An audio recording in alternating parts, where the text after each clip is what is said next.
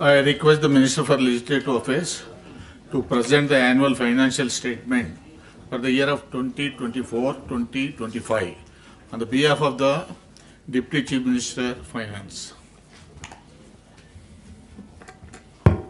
Honorable Chairman, sir, with your permission, I beg to present the annual financial statement budget for 2024-25 on behalf of Deputy Chief Minister, Finance and Planning Energy. Adhyaksha,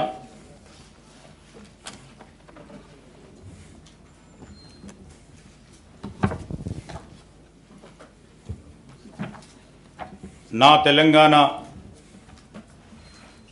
కోటి రత్నాల వీణ అని మహాకవి దాశరథి గారు చెప్పిన తెలంగాణను సాకారం చేసిన శ్రీమతి సోనియా గాంధీ గారి ఆశీస్సులతో కాంగ్రెస్ ప్రభుత్వం తొలి పూర్తి రాష్ట్ర బడ్జెట్ను ప్రవేశపెడుతున్నందుకు నేనెంతో సంతోషిస్తున్నాను. గత 10 ఏళ్ల అస్తవ్యస్త పాలనకు విఘ్నతతో చమరగీతం పాడిన తెలంగాణ ప్రజానికానికి మా ప్రభుత్వం తరఫున కృతజ్ఞతాపూర్వక నమస్కారాలు తెలియజేస్తున్నాను. ప్రత్యేక తెలంగాణ రాష్ట్రం ఏర్పడితేనే తమ కలలు సాకారమవుతాయని తెలంగాణ ప్రజలు ప్రాణాలను సైతం ఒడి సుదీర్ఘకాలం ఉద్యమించారు. ఆ ఉద్యమాల తీవ్రత వెనుకనున్న తెలంగాణ ప్రజల ఆవేదనను గుర్తించి కాంగ్రెస్ నేతృత్వంలోని యూపీఏ ప్రభుత్వం తెలంగాణ ప్రజలకు ఒక ప్రత్యేక రాష్ట్రాన్ని ఏర్పాటు చేయాలని నిర్ణయించి దానికి సంబంధించిన అన్ని లాంఛనాలను పూర్తి చేసి స్వరాష్ట్రాన్ని సాకారం చేసింది. తెలంగాణ రాష్ట్రం ఏర్పడ్డ తర్వాత గత దశాబ్ద కాలంలో రాష్ట్ర పురోభివృద్ధి ఆశించిన మేరకు జరగలేదు.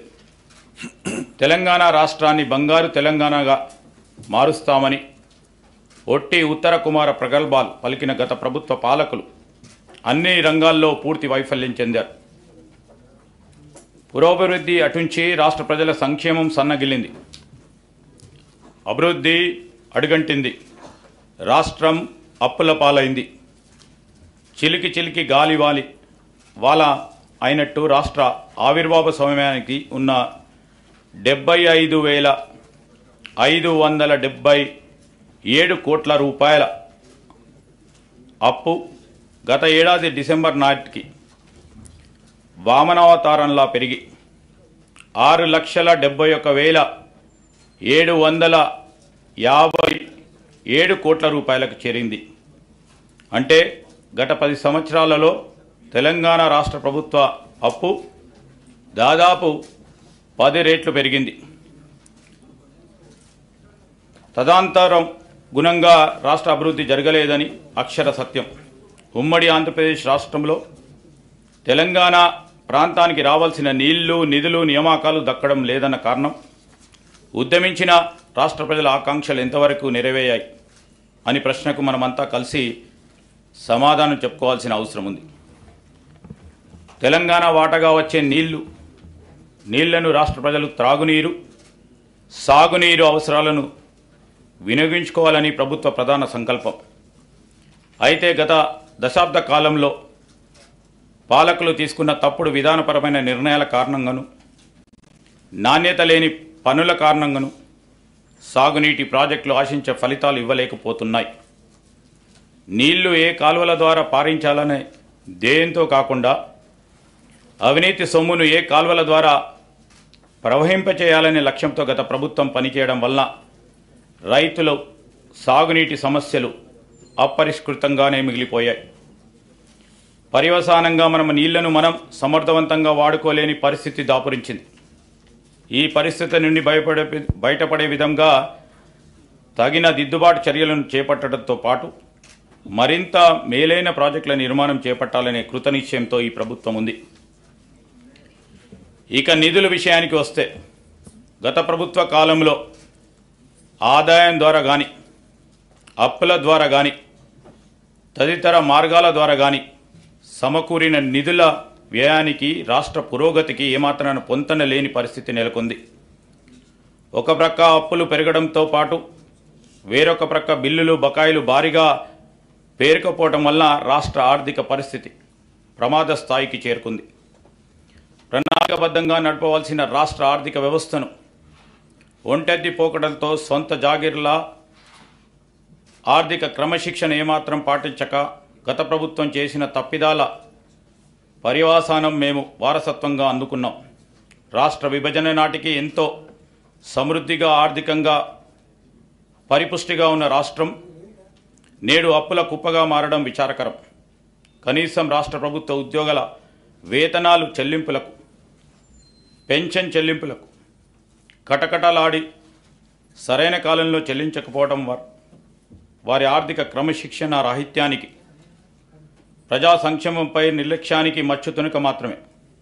ఇటువంటి నిర్లక్ష్య వైఖరి వలన అటు ఉద్యోగులు, పెన్షనర్లు మాత్రమే కాక సామాన్య ప్రజలు, ప్రభుత్వ పథకాలపై ఆధారపడిన అభాగ్యులు, పేద ప్రజలు చెప్పుకోలేని కష్టాలు పడ్డారు.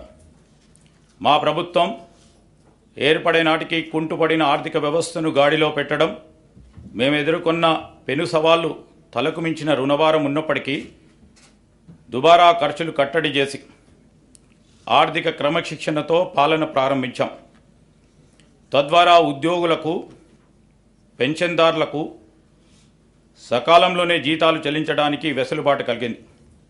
ఈ సంవత్సరం మార్చి నెల నుండి పాటించక గత ప్రభుత్వం చేసిన తప్పిదాల పర్యవసానం మేము ఈరోజు వారసత్వంగా అందుకున్నాం. రాష్ట్ర విభజన నాటికి పెన్షన్లు చెల్లించడానికి మా ప్రభుత్వం చర్యలు తీసుకుంది. డిసెంబర్ 2023లో మా ప్రభుత్వం రాష్ట్ర ఆర్థిక స్థితిపై శ్వేతపత్రం విడుదల చేసే నాటికి 6,71,757 కోట్ల రూపాయల అప్పు ఉన్నట్లు తేలింది. గత ప్రభుత్వం చేసిన అప్పులైనా ప్రభుత్వ పరంగా బాధ్యతతో వాటిని తీర్చేందుకు అన్ని చర్యలకు శ్రీకారం చుట్టాం. మా ప్రభుత్వం ఏర్పడ్డ తర్వాత 35,118 కోట్ల రూపాయల రుణాలు తీసుకోగా గత ప్రభుత్వం చేసిన రుణాలలో అసలు వడ్డీలతో కలిపి 42,892 కోట్ల రూపాయల బకాయిలను చెల్లించాం. అంటే మా ప్రభుత్వం తీసుకున్న రుణాల కన్నా 7,774 కోట్ల రూపాయలు ఎక్కువగా రుణాలు ఈ కొద్ది నెలలు చెల్లించడం ద్వారా మా చిత్తశుద్ధి అర్థమవుతోంది. గత ప్రభుత్వ నిర్వాహకం వలన చివరికి అప్పులు కట్టడానికి, అప్పులు తీసుకునే పరిస్థితికి రాష్ట్రం దిగజారింది. రాష్ట్ర ఆర్థిక పరిస్థితి ఎంత క్లిష్టంగా ఉన్నా సంక్షేమాన్ని మాత్రం మేము విస్మరించలేదు. డిసెంబర్ నుండి నేటి వరకు 34,579 కోట్ల రూపాయలు వివిధ పథకాలపై ఖర్చు చేశాం. ఈ పథకాల్లో ముఖ్యమైనవి మహిళలకు ఉచిత బస్సు ప్రయాణం, 200 యూనిట్ల ఉచిత కరెంటు, రైతు భరోసా, బియ్యంపై సబ్సిడీలు మరియు చేయూత. సంక్షేమంతో పాటు మూలధన వ్యయానికి క్యాపిటల్ ఎక్స్పెండిచర్ కూడా అదనంగా 19,456 కోట్ల రూపాయలు ఖర్చు చేశాం.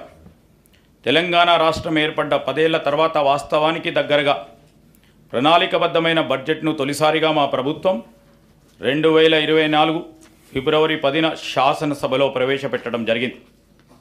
గత దశాబ్ద కాలంలో నియామకాల విషయానికి వస్తే రాష్ట్ర నిరుద్యోగ యువత కన్న కలలు కల్లలైపోయింది. కొత్త ఉద్యోగాలను సృష్టించడం అనే మాట అటుంస్తే ఉన్న ఉద్యోగాల నియామక ప్రక్రియలో గత ప్రభుత్వం చూపెట్టిన అలసత్వం, నిర్లక్ష్యం కారణంగా నిరుద్యోగ యువత ఆశలు అడుగంటిపోయాయి. తాము చేపట్టిన అరకొర ఉద్యోగాల నియామకాల ప్రక్రియలో చోటు చేసుకున్న అక్రమాలు, పేపర్ లీకేజీలు, అసమర్థ పరీక్ష నిర్వహణ వలన అర్హులైన యువతకు ఉద్యోగాలు రాని పరిస్థితి దాపురించింది. ప్రభుత్వ మరియు ప్రభుత్వ రంగ సంస్థల్లో కొత్త ఉద్యోగాలను సృష్టించడానికి, ఉద్యోగ నియామక ప్రక్రియలో పారదర్శకంగా పనిచేయడానికి తగిన చర్యలు మా ప్రభుత్వం తీసుకుంటుంది. టీజీపీఎస్సీ సంస్థను సమూలంగా ప్రక్షాళన చేసి వారికి రావాల్సిన నిధులను మరియు మౌలిక వసతులను సమకూర్చాం. పోలీసు, వైద్య మరియు ఇతర రంగాల్లో ఇప్పటికే 31,768 ఉద్యోగ నియామక పత్రాలు అందజేశాం. ఉద్యోగ నియామక ప్రక్రియలో ఇదివరకు చోటు చేసుకున్న అవకతవకలను సరిదిద్ది నియామక ప్రణాళిక క్యాలెండర్ను త్వరలోనే ప్రకటిస్తున్నాం. గత ప్రభుత్వ వైఫల్యాలను గమనించిన రాష్ట్ర ప్రజలు మార్పు కోరి ఇందిరమ్మ రాజ్యం కోసం కాంగ్రెస్ పార్టీకి అధికారం ఇచ్చారు. తత్ఫలితంగా గౌరవనీయులు శ్రీ రేవంత్ రెడ్డి గారి నేతృత్వంలో కాంగ్రెస్ పార్టీ ప్రభుత్వాన్ని ఏర్పరిచింది. ప్రజల ఆకాంక్షలతో కాంగ్రెస్ పార్టీ ఆశయాలని సమన్వయపరిచి ఎన్నికల ముందు మేమిచ్చిన హామీలను, అభివృద్ధి కార్యక్రమాలను అమలుపరచాలని దృఢదీక్షతో ప్రభుత్వాన్ని ఏర్పాటు చేశాం. మేమిచ్చిన హామీలు ఎన్నికల్లో ఏదో విధంగా గెలవాలనే ఉద్దేశంతో ఇచ్చినవి కావు. ప్రజల గుండె చప్పులను స్పందించి రూపొందించినవే. మా హామీలు అలవి కానివని ప్రతిపక్షాలు పదే పదే విమర్శలు చేస్తుండడం గమనార్హం. సంకల్ప బలం, చిత్తశుద్ధి, సమర్థత, నిజాయితీ పునాదులుగా నిర్మితమైన మా ప్రభుత్వానికి అలవి కానివి లేవని నిరూపించాం. ఇందుకు తొలిమెట్టిగా రాష్ట్ర మహిళలకు అందరికీ ఇప్పటికే మహాలక్ష్మి పథకం కింద ఉచిత ఆర్టీసీ బస్సు ప్రయాణం కల్పించాం. ఆరోగ్యశ్రీ పథకం కింద అర్హులైన వారందరికీ వైద్య ఖర్చుల నిమిత్తం 5 లక్షల రూపాయల పరిమితిని 10 లక్షల రూపాయల వరకు పెంచడం మా ప్రభుత్వ చిత్తశుద్ధికి నిదర్శనం. మహాలక్ష్మి పథకం కింద 500 రూపాయలకే గ్యాస్ సిలిండర్ అర్హులైన వారందరికీ సరఫరా చేస్తున్నాం. పేదలకు సొంతింటి కల నెరవేర్చే ఇంద్రమ్మ ఇళ్ల పథకాన్ని కూడా ప్రారంభించాం. నెలకు 200 యూనిట్ల విద్యుత్తును అర్హులైన వినియోగదారులకు ఉచితంగా ఇస్తున్నాం. ఈ పథకాలన్నీ మా ప్రభుత్వం ఏర్పడ్డ కొద్ది రోజుల్లోనే మేము ఇచ్చిన హామీలకు అనుగుణంగా అమలుపరిచాం. ఇది మా నిజాయితీకి నిదర్శనం. రైతు భరోసాతో పాటు ఇతర హామీలన్నింటినీ సత్వరమే పూర్తి స్థాయిలో అమలు చేసి తీరుతాం. ఒక ముక్కలో చెప్పాలంటే ఎన్నికల సమయంలో ఇందిరమ్మ రాజ్యం తెలంగాణలో స్థాపిస్తామని ప్రజలకు ఇచ్చిన వాగ్దానాన్ని నిలబెట్టుకోవడానికి నిరంతర కృషి చేస్తాం.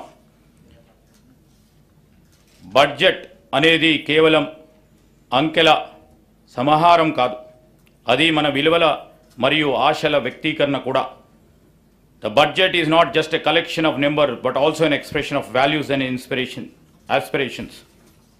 మేము ప్రవేశపెడుతున్న ఈ బడ్జెట్ మమ్మల్ని నమ్మిన రాష్ట్ర ప్రజల ఆకాంక్షలను మరియు వారి నమ్మకాలను ప్రతిబింబమే. తెలంగాణ రాష్ట్ర ఆర్థిక స్థితిగతులు 2023-24 సంవత్సరానికి ప్రపంచ ఆర్థిక వ్యవస్థ 3.2% అభివృద్ధి చెందింది. ఇదే కాలానికి భారతదేశ ఆర్థిక రంగం 7.6%, తెలంగాణ 7%, 4%గా వృద్ధి నమోదు చేశాయి. అంటే గత సంవత్సరంలో తెలంగాణ వృద్ధి రేటు జాతీయ వృద్ధి రేటు కన్నా తక్కువ అని గమనించాలి. 2023-24 ఆర్థిక సంవత్సరంలో తెలంగాణ స్థూల రాష్ట్ర దేశీయ ఉత్పత్తి GSDP ప్రస్తుత ధరల ఆధారంగా లెక్కిస్తే 14,63,963 కోట్ల రూపాయలు గత సంవత్సరంలో పోలిస్తే 11.9% వృద్ధి రేటు నమోదైంది. జాతీయ స్థాయిలో ఈ వృద్ధి రేటు 9.1% ఉంది. ఆదాయ వృద్ధిలో పోల్చినప్పుడు పెరిగిన రుణం వలన ఖర్చుల కోసం ప్రభుత్వ రుణాలపై భారీగా ఆధారపడిందన్న విషయం స్పష్టమవుతోంది. ఇటువంటి పరిస్థితి ఆర్థిక సుస్థిరతకు ప్రమాదం కలిగించే అవకాశం ఉంది.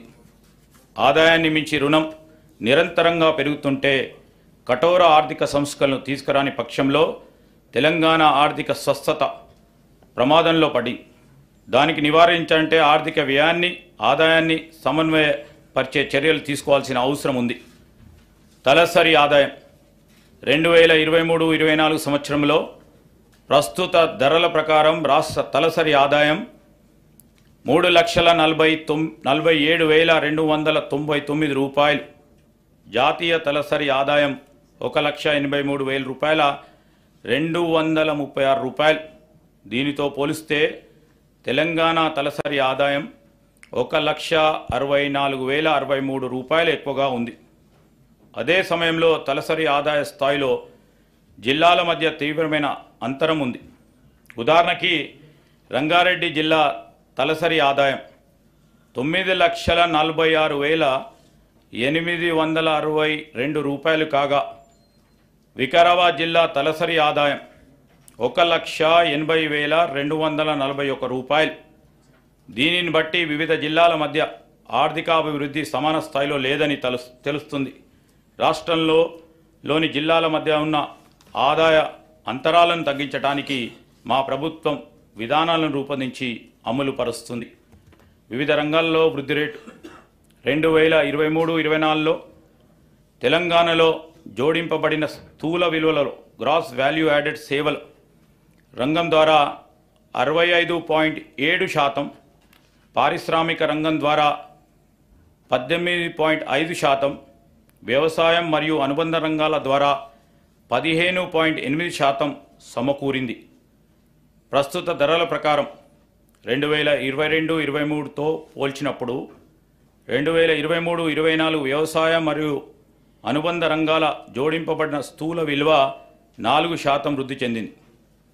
రాష్ట్ర జనాభాలో 47.3% మంది ప్రజలు ఈ రంగంపై ఆధారపడి జీవిస్తున్నందువల్ల తెలంగాణలో జీవన ప్రమాణాలను పెంచడానికి ఈ రంగం యొక్క ఆర్థిక ప్రగతి అత్యంత కీలకం.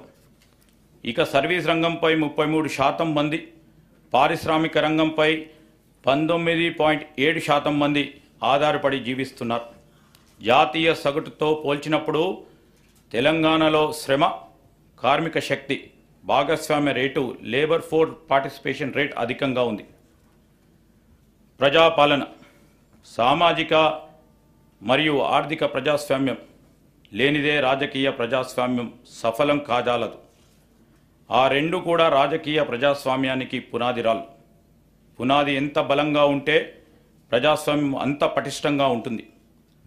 Political democracy cannot succeed without social and economic democracy. These two form the foundation of political democracy. The stronger the foundation, the stronger the democracy, అన్నారు డాక్టర్ బిఆర్ అంబేద్కర్ గారు.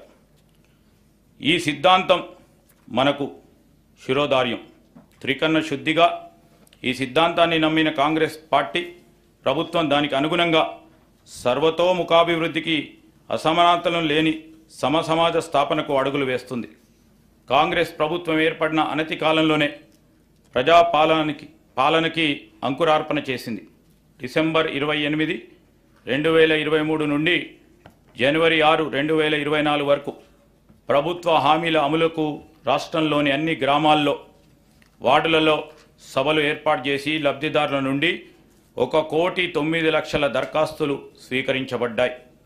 వాటన్నిటినీ కంప్యూటర్ ప్రోగ్రాం ద్వారా క్రోడీకరించాం. వచ్చిన దరఖాస్తులన్నిటినీ పరిశీలించి వివిధ పథకాలకు అర్హులైన వారందరినీ గుర్తించి వారి పథకాలను అందజేస్తున్నాం.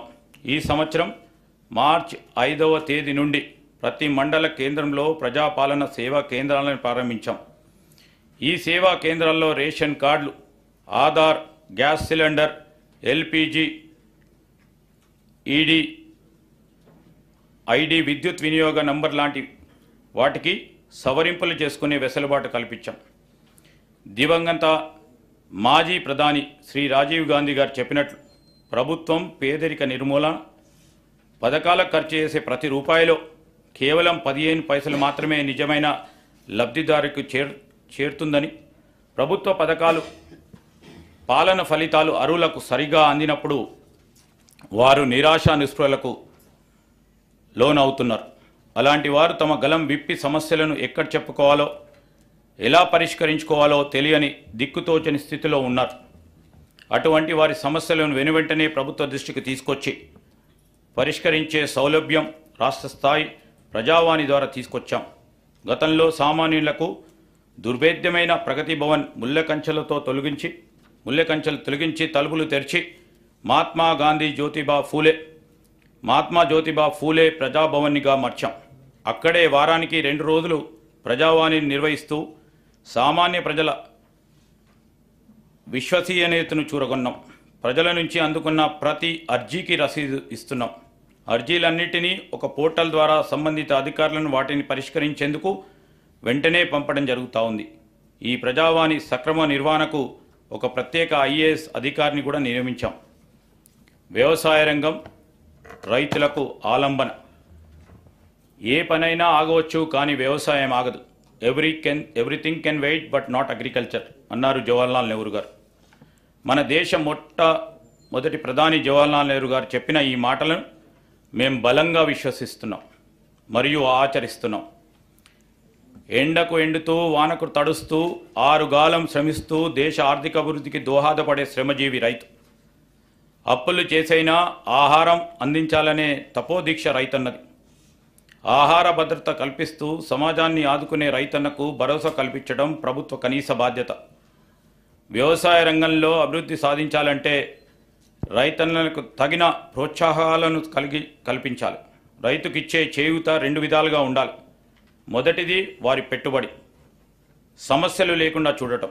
రెండవది వారు పండించిన పంటకి భద్రత కల్పిస్తూ వ్యవసాయ ఉత్పత్తులకు తగిన గిట్టుబాటు ధరలు దక్కేలా చూడటం. రుణమాఫీ. It always seem impossible until it's done అన్నారు నెల్సన్ మండేలా గారు. ఏదైనా పని జరిగే వరకు అది అసాధ్యంగానే గోచరిస్తుంది అని నెల్సన్ మండేలా గారు చెప్పిన ఈ మాటలు కాంగ్రెస్ ప్రభుత్వ రుణమాఫీ హామీకి అక్షరాల వర్తిస్తాయి. రైతులకు 2 లక్షల రుణమాఫీ అనేది మా కాంగ్రెస్ ప్రభుత్వం ఇచ్చిన హామీల్లో అత్యంత ప్రధానమైంది. ఎంతో సాహసోపేతంగా మా నాయకులు శ్రీ రాహుల్ గాంధీ గారు వరంగల్ రైతు డిక్లరేషన్లో రైతులకు 2 లక్షల రూపాయల రుణమాఫీ చేస్తామని ప్రకటించారు. ఈ రుణమాఫీకి అవసరమైన నిధులను ఎలాగైనా సమీకరించాలనే సంకల్ప బలం మా మొదటి నుంచి ఉంది. గత ప్రభుత్వం 2014లో రైతులకు 1 లక్ష రూపాయల రుణమాఫీ చేస్తామని ప్రకటించి 2014 నుండి 2018 వరకు 4 విడతల్లో నిధులు విడుదల చేసింది. ఇలా పలు దఫాల్లో నిధులు విడుదల వలన అసలు తీరకపోవడంతో పాటు రైతులకు వడ్డీ భారం కూడా పెరిగింది. రెండవసారి అధికారంలో వచ్చిన తర్వాత కూడా మళ్ళీ 1 లక్ష రూపాయల రుణమాఫీ చేస్తామని చెప్పి 5 సంవత్సరాల కాలంలో సరిగ్గా ఎన్నికల ముందు కొద్దిపాటి నిధులు విడుదల చేసిన చేతులు దులుపుకున్నారు. దీనివల్ల రైతులు తీవ్రంగా నష్టపోయారు. వడ్డీ భారం పెరిగిపోవటం, పాత బకాయిలు తీరకపోవడం వలన బ్యాంకులు కొత్త రుణాలు ఇవ్వలేం. వ్యవసాయానికి పెట్టుబడి అందక రైతులు వడ్డీ వ్యాపారుల దయాదాక్షిణ్యాలపై ఆధారపడి బతకాల్సిన దుస్థితి ఏర్పడ్డది. ఇలా అరకొర రుణమాఫీలపై కాకుండా రైతుకు నిజమైన మేలు జరగాలనే ఉద్దేశంతో మా ప్రభుత్వం ఒకేసారిగా 31,000 కోట్ల రూపాయల రుణమాఫీ చేయాలని సంకల్పించింది. చేతగానమ్మకు మాటలు ఎక్కువైనట్లు రుణమాఫీలో కూడా పూర్తిగా విఫలమైన గత ప్రభుత్వ నాయకులు మా చిత్తశుద్ధిని శంకిస్తూ ప్రజలను తప్పుదోవ పట్టించేందుకు శతవిధాలా ప్రయత్నించారు. ఇంకా ప్రయత్నం చేస్తూనే ఉన్నారు. డిసెంబర్ 12, 2018లో సంవత్సరం నుండి డిసెంబర్ 9, 2023 వరకు ఉన్న రుణాలన్నిటికీ రుణమాఫీ వర్తింపజేస్తూ అత్యంత సాహసోపేతమైన నిర్ణయం తీసుకున్నాం. తీవ్ర ఆర్థిక సంక్షోభంలో అధికారం అందుకున్న మేము తగిన ప్రణాళికతో పొదుపుతో ఇచ్చిన మాట ప్రకారం 2 లక్షల రూపాయల రుణమాఫీకి అవసరమైన 31,000 కోట్ల రూపాయలను సమీకరించుకుంటున్నాం. జూలై 18న 1 లక్ష రూపాయల వరకు రుణమున్న 11.34 లక్షల రైతన్నలకి 6,035 కోట్ల రూపాయల రుణమాఫీ మొత్తాన్ని వారి ఖాతాల్లో ఒక్కసారి జమ చేశాం. 2 లక్షల రూపాయల వరకు రుణమున్న మిగతా రైతులకి కూడా అతి త్వరలో రుణమాఫీ జరుగుతుంది. కాంగ్రెస్ మాట ఇస్తే శిలాశాసనమని రుణమాఫీ అమలుతో మరొకసారి రుజువైంది. ఈ రుణమాఫీతో పాటు తీవ్ర నిరాశతో ఉన్న రాష్ట్ర అన్నదాతలు భవిష్యత్తు తిరిగి ఆశల్లో చిగురించాయి. వారి సంబరాలు అంబరాన్ని అంటాయి. ఇంకా ముందుకు కూడా రైతు పక్షాన మా ప్రభుత్వం సదా అండగా ఉంటుంది. రైతు భరోసా.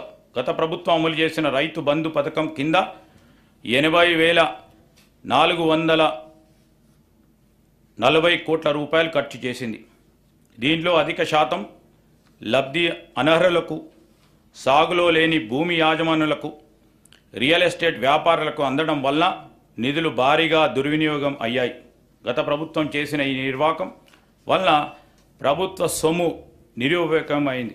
గత ప్రభుత్వం వారు రూపొందించుకున్న నియమ నిబంధనలను వారే తుంగలో తొక్కారు. ఇది చాలా శోచనీయం మరియు క్షమించరాని నేరం. మా ప్రభుత్వం అర్హులైన రైతులకు మాత్రమే లబ్ధి చేకూరేలా రైతు బంధు పథకం స్థానే రైతు భరోసాను తీసుకొచ్చింది. ఈ పథకం ద్వారా అర్హులైన రైతులకు ఏటా ఎకరానికి 15,000 రూపాయలు చెల్లించాలనేది మా ప్రభుత్వ సంకల్పం. దీని అమలుకు విధి విధానాలు చర్చించి నిర్ణయించడానికి ఒక కేబినెట్ సబ్ కమిటీ ఏర్పాటు చేశాం. ఈ కమిటీ పలు జిల్లాలలో పర్యటించి ఆ ప్రాంత రైతులను, వ్యవసాయ రంగ నిపుణులను, మేధావులను సంప్రదించి వారి అభిప్రాయాలను సేకరించింది.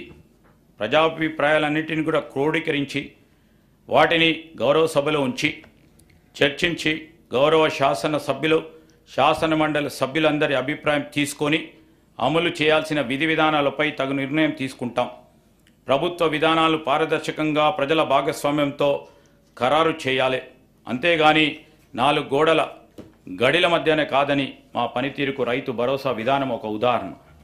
రైతు కూలీల సంక్షేమం. భూమి లేని గ్రామీణ ప్రజానికం ఎక్కువగా రైతు కూలీలుగా పనిచేస్తూ దుర్భర జీవితాన్ని గడుపుతూ ఉన్నారు. వారికి ఎటువంటి ఆర్థిక భద్రత ఉండకపోవడంతో పని లేని రోజుల్లో పస్తులుండాల్సిన బాధాకరమైన పరిస్థితి. వీరికి గత 10 ఏళ్లలో ప్రభుత్వ పరంగా ఎటువంటి సహాయ సహకారాలు అందలేదు. భూమి లేని రైతు కూలీల ఆర్థిక మరియు జీవన స్థితిగతులు మెరుగుపరచడానికి మా ప్రభుత్వం లక్షలాది భూమి లేని నిరుపేద రైతు కూలీలకు సంవత్సరానికి 12,000 రూపాయలు అందించే బృహత్తరమైన కార్యక్రమాన్ని ఈ సంవత్సరంలోనే ప్రారంభించబోతున్నాం. పంట బీమా. అతివృష్టి, అనావృష్టుల రైతన్న పాలిట శాపాలు. ఏడాది పాటు శ్రమించినా అనుకోని ప్రకృతి విపత్తులతో పండిన పంట చేతికందక రైతు రుణభారంతో కృంగిపోయి రైతు కూలీగా మారే పరిస్థితులు ఉత్పన్నమవుతున్నాయి. ఇలాంటి దైన్య స్థితి నుండి కాపాడాల్సిన బాధ్యత ప్రభుత్వానికి. గత ప్రభుత్వం ఈ పథకానికి అవసరమైన బీమా ప్రీమియం చెల్లించక రైతుల కడగండ్లకు కారణమైంది. మా ప్రభుత్వ రైతుకు ఆర్థిక భద్రత కలిగించేందుకు పంట బీమా పథకాన్ని అమలు చేయడానికి ఈ సంవత్సరం నుండి ప్రధానమంత్రి ఫసల్ బీమా యోజన పథకంలో చేరాలని నిర్ణయించాం. ఈ పథకం కింద రైతులు చెల్లించాల్సిన బీమా ప్రీమియం కూడా రాష్ట్ర ప్రభుత్వమే చెల్లిస్తుంది. రైతులకు పైసా ఖర్చు లేకుండా వారు వేసిన పంటలకు పూర్తి భద్రత ఈ పథకం కల్పిస్తుంది. వరి పంటలకు బోనస్. తెలంగాణలో వరి సాగు చాలా విస్తృతంగా జరుగుతుంది. పండిన పంటకు సరైన ధర రాక, పెట్టుబడి కూడా దక్కక రైతులు తీవ్రంగా నష్టపోతున్నారు. రాష్ట్రంలో సన్న రకం వరి ధాన్యాల సాగును ప్రోత్సహించడానికి ప్రభుత్వం 33 రకాల వరి ధాన్యాలను గుర్తించి వాటిని పండించిన రైతుకు క్వింటల్కి 500 రూపాయలు బోనస్ చెల్లించాలని నిర్ణయించాం. దీనివల్ల సన్న రకాల వరిని పండించే సాగు భూమి విస్తీర్ణం పెరిగి రైతులకు ఆర్థిక ప్రయోజనం చేకూరుతుంది. రైతు నేస్తం. వ్యవసాయ రంగంలో వచ్చే ఆధునిక సాంకేతిక అభివృద్ధి రైతులకు అందితేనే వాటి వలన ఉపయోగం. టెక్నాలజీ మరియు రైతు మధ్య ఒక అనుసంధానం అవసరం. రైతులకు ఎప్పటికప్పుడు కొత్త శాస్త్రీయ పద్ధతుల ద్వారా దిగుబడులు పెంచుకోవడం, పంటలను తెగుళ్ల బారి నుండి రక్షించుకోవడం మరియు ఇతర వ్యవసాయ రంగ పరిజ్ఞానం అందించడం మా ప్రాధాన్యతగా ఉంది. ఈ కార్యక్రమంలో భాగంగా ప్రొఫెసర్ జయశంకర్ తెలంగాణ రాష్ట్ర వ్యవసాయ విశ్వవిద్యాలయ శాస్త్రవేత్తల సహకారంతో వీడియో కాన్ఫరెన్సులు నిర్వహిస్తున్నాం. ధరణి. కుట్రపూరితమైన ఉద్దేశంతో గత ప్రభుత్వం చేసిన దుశ్చర్య ధరణి. చాలా సంవత్సరాల కాలంగా భూమిపై సర్వహక్కులు అనుభవిస్తున్న కొందరు రైతన్నలకు వారి భూమి వారికే కాకుండా చేసింది ధరణి. తరతరాలుగా తమ యాజమాన్యంలో ఉన్న భూములను ధరణి పోర్టల్లో నమోదు చేసే సమయంలో జరిగిన లోపాలు, అక్రమాలు, అవకతవకల వలన లక్షలాది రైతులు తీవ్రమైన మనోవేదనకు గురయ్యారు. ఈ పొరపాట్లను సరిదిద్దేందుకు ప్రభుత్వ కార్యాలయాలు చుట్టూ తిరిగి వేసారిపోయారు. గత ప్రభుత్వం చేసిన తప్పులతో ఎంతోమంది వారి భూములను అమ్ముకోలేక పెళ్ళిళ్ళు, పిల్లల చదువులకు మరియు కుటుంబ అవసరాలను తీర్చుకోవడానికి నానా అగచాట్లు పడ్డారు. లోపాభూయిష్టమైన ధరణి నిర్వహణ వలన చాలామంది రైతులకు అందవలసిన రైతు బంధు, రైతు బీమా వంటి ప్రభుత్వ పథకాలు కూడా అందక నష్టపోయారు. సాక్షాత్ తెలంగాణ హైకోర్టు ధరణి పోర్టల్లోని ఎన్నో లోపాలను ఎత్తి చూపెట్టి ప్రజలకు ఇచ్చిన హామీ మేరకు మా ప్రభుత్వం ఏర్పడిన తర్వాత జనవరి 2024లో ధరణి పోర్టల్ అమలు కారణంగా వచ్చిన సమస్యలను అధ్యయనం చేయడానికి ఒక కమిటీని నియమించింది. ఆ కమిటీ సూచనల మేరకు మొదటి దశలో పెండింగ్లో ఉన్న దరఖాస్తులను పరిశీలించి పరిష్కరించడానికి స్పెషల్ డ్రైవ్ను ఈ సంవత్సరం మార్చి 1 నుండి మార్చి 15 వరకు జిల్లా కలెక్టర్ల ఆధ్వర్యంలో చేపట్టాం. మార్చి 1, 2024 నాటికి 2,26,740 దరఖాస్తులు పెండింగ్లో ఉండగా 1,22,774 కొత్త దరఖాస్తులు వచ్చాయి. మొత్తంగా ఉన్న 3,49,514 దరఖాస్తుల్లో మార్చి 1 నుండి నేటి వరకు 1,79,143 దరఖాస్తులను పరిష్కరించాం. నేటికి ధరణిలో 35 లావాదేవీలకు సంబంధించి మాడ్యూల్స్ని 10 సమాచార మాడ్యూల్స్ని అందుబాటులోకి తీసుకురావడం జరిగింది. ఈ మాడ్యూళ్ల వలన క్షేత్రస్థాయిలో ఎదురవుతా ఉన్న ఇబ్బందులకు కొంతవరకు పరిష్కారం లభిస్తుంది. మేము ధరణి సమస్యల పరిష్కార పురోగతిని ఎప్పటికప్పుడు కలెక్టర్లతో సమీక్షిస్తున్నాం. ధరణి కమిటీ పూర్తి అధ్యయనం తర్వాత శాశ్వత పరిష్కారం దిశగా తగిన చర్యలు తీసుకుంటాం. మన రాష్ట్ర జనాభాలో 47.3% ప్రజలు వ్యవసాయంపై ఆధారపడి జీవనోపాధి పొందుతున్నారు. కానీ మన రాష్ట్ర ఆర్థిక రంగంలో వ్యవసాయం మరియు సంబంధిత రంగాల వాటా 15.8% మాత్రమే. ఈ రంగం యొక్క వాటా పెరిగినప్పుడు రైతుల ఆర్థిక పరిపుష్టికి దారితీస్తుంది. అందుకే మా ప్రభుత్వం రైతుకి అవసరమైన అన్ని విధాల చేయూతను అందిస్తుంది. ఇప్పటివరకు ఏ ప్రభుత్వం చేయనంత సాహసం మేము ఈ బడ్జెట్లో చేస్తున్నాం. మొత్తం ప్రతిపాదిత బడ్జెట్లో సింహభాగం అంటే 72,659 కోట్ల రూపాయల వ్యవసాయ రంగానికి ప్రతిపాదిస్తున్నాం. ఇది రైతుల తలరాత మార్చే ఒక చారిత్రాత్మకమైన నిర్ణయం. భారతదేశ చరిత్రలో వ్యవసాయ రంగానికి ఇది ఒక మైలురాయి. హార్టికల్చర్ ఆయిల్ ఫామ్ సాగు తెలంగాణలో 12.12 లక్షల ఎకరాల్లో ఉద్యాన పంటలు సాగు ద్వారా 53.6 లక్షల మెట్రిక్ టన్నుల ఉత్పత్తి జరుగుతుంది. రాష్ట్రంలో ఆయిల్ పామ్ సాగును ప్రోత్సహించేందుకు oil palm area expansion under national mission on edible oils oil palm NMEO-OP పథకం కింద ఆయిల్ పామ్ సాగు రైతులకు అవసరమైన సహాయాన్ని అందిస్తాం.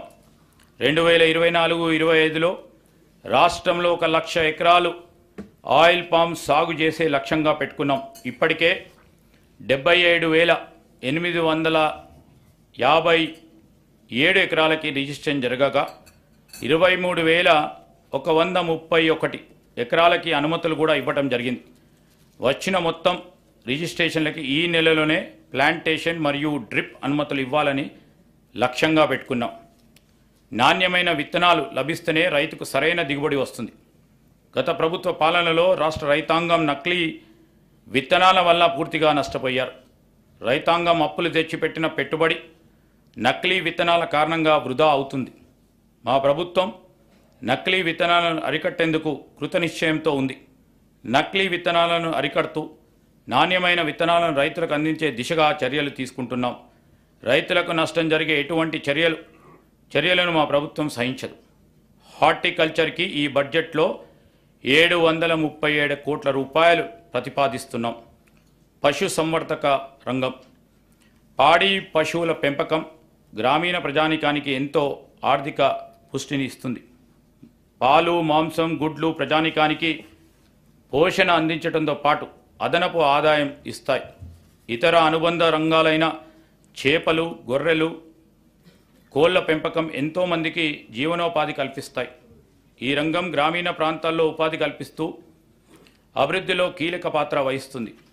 పాల ఉత్పత్తి రంగంలో 62% వాటా చిన్న, సన్నకారు మరియు భూములు లేని నిరుపేదలదే. వారు రాష్ట్రంలో పశు సంపదలో 70% వాటా పొంది ఉన్నారు. ఈ రంగంలో రాష్ట్రం 326.39 లక్షల పశు సంపదతో దేశంలో 8వ స్థానంలో ఉంది. పశు సంవర్ధక రంగానికి ఈ బడ్జెట్లో 1,000 980 కోట్ల రూపాయలను ప్రతిపాదిస్తున్నాం. అభయహస్తం 6 హామీలు, మహాలక్ష్మి ఉచిత రవాణా పథకం, మహిళలను మహాలక్ష్మిగా గౌరవించడం మన సంస్కృతి. మహాలక్ష్మి పథకం కింద తెలంగాణ రాష్ట్రంలోని మహిళలందరికీ టీజీఆర్టీసీ నడిపే బస్సుల్లో ఉచిత బస్సు ప్రయాణ సౌకర్యం కల్పించాం. ప్రయాణించే దూరం పైన, ప్రయాణించే పర్యాయాలపైన ఎటువంటి పరిమితి లేదు.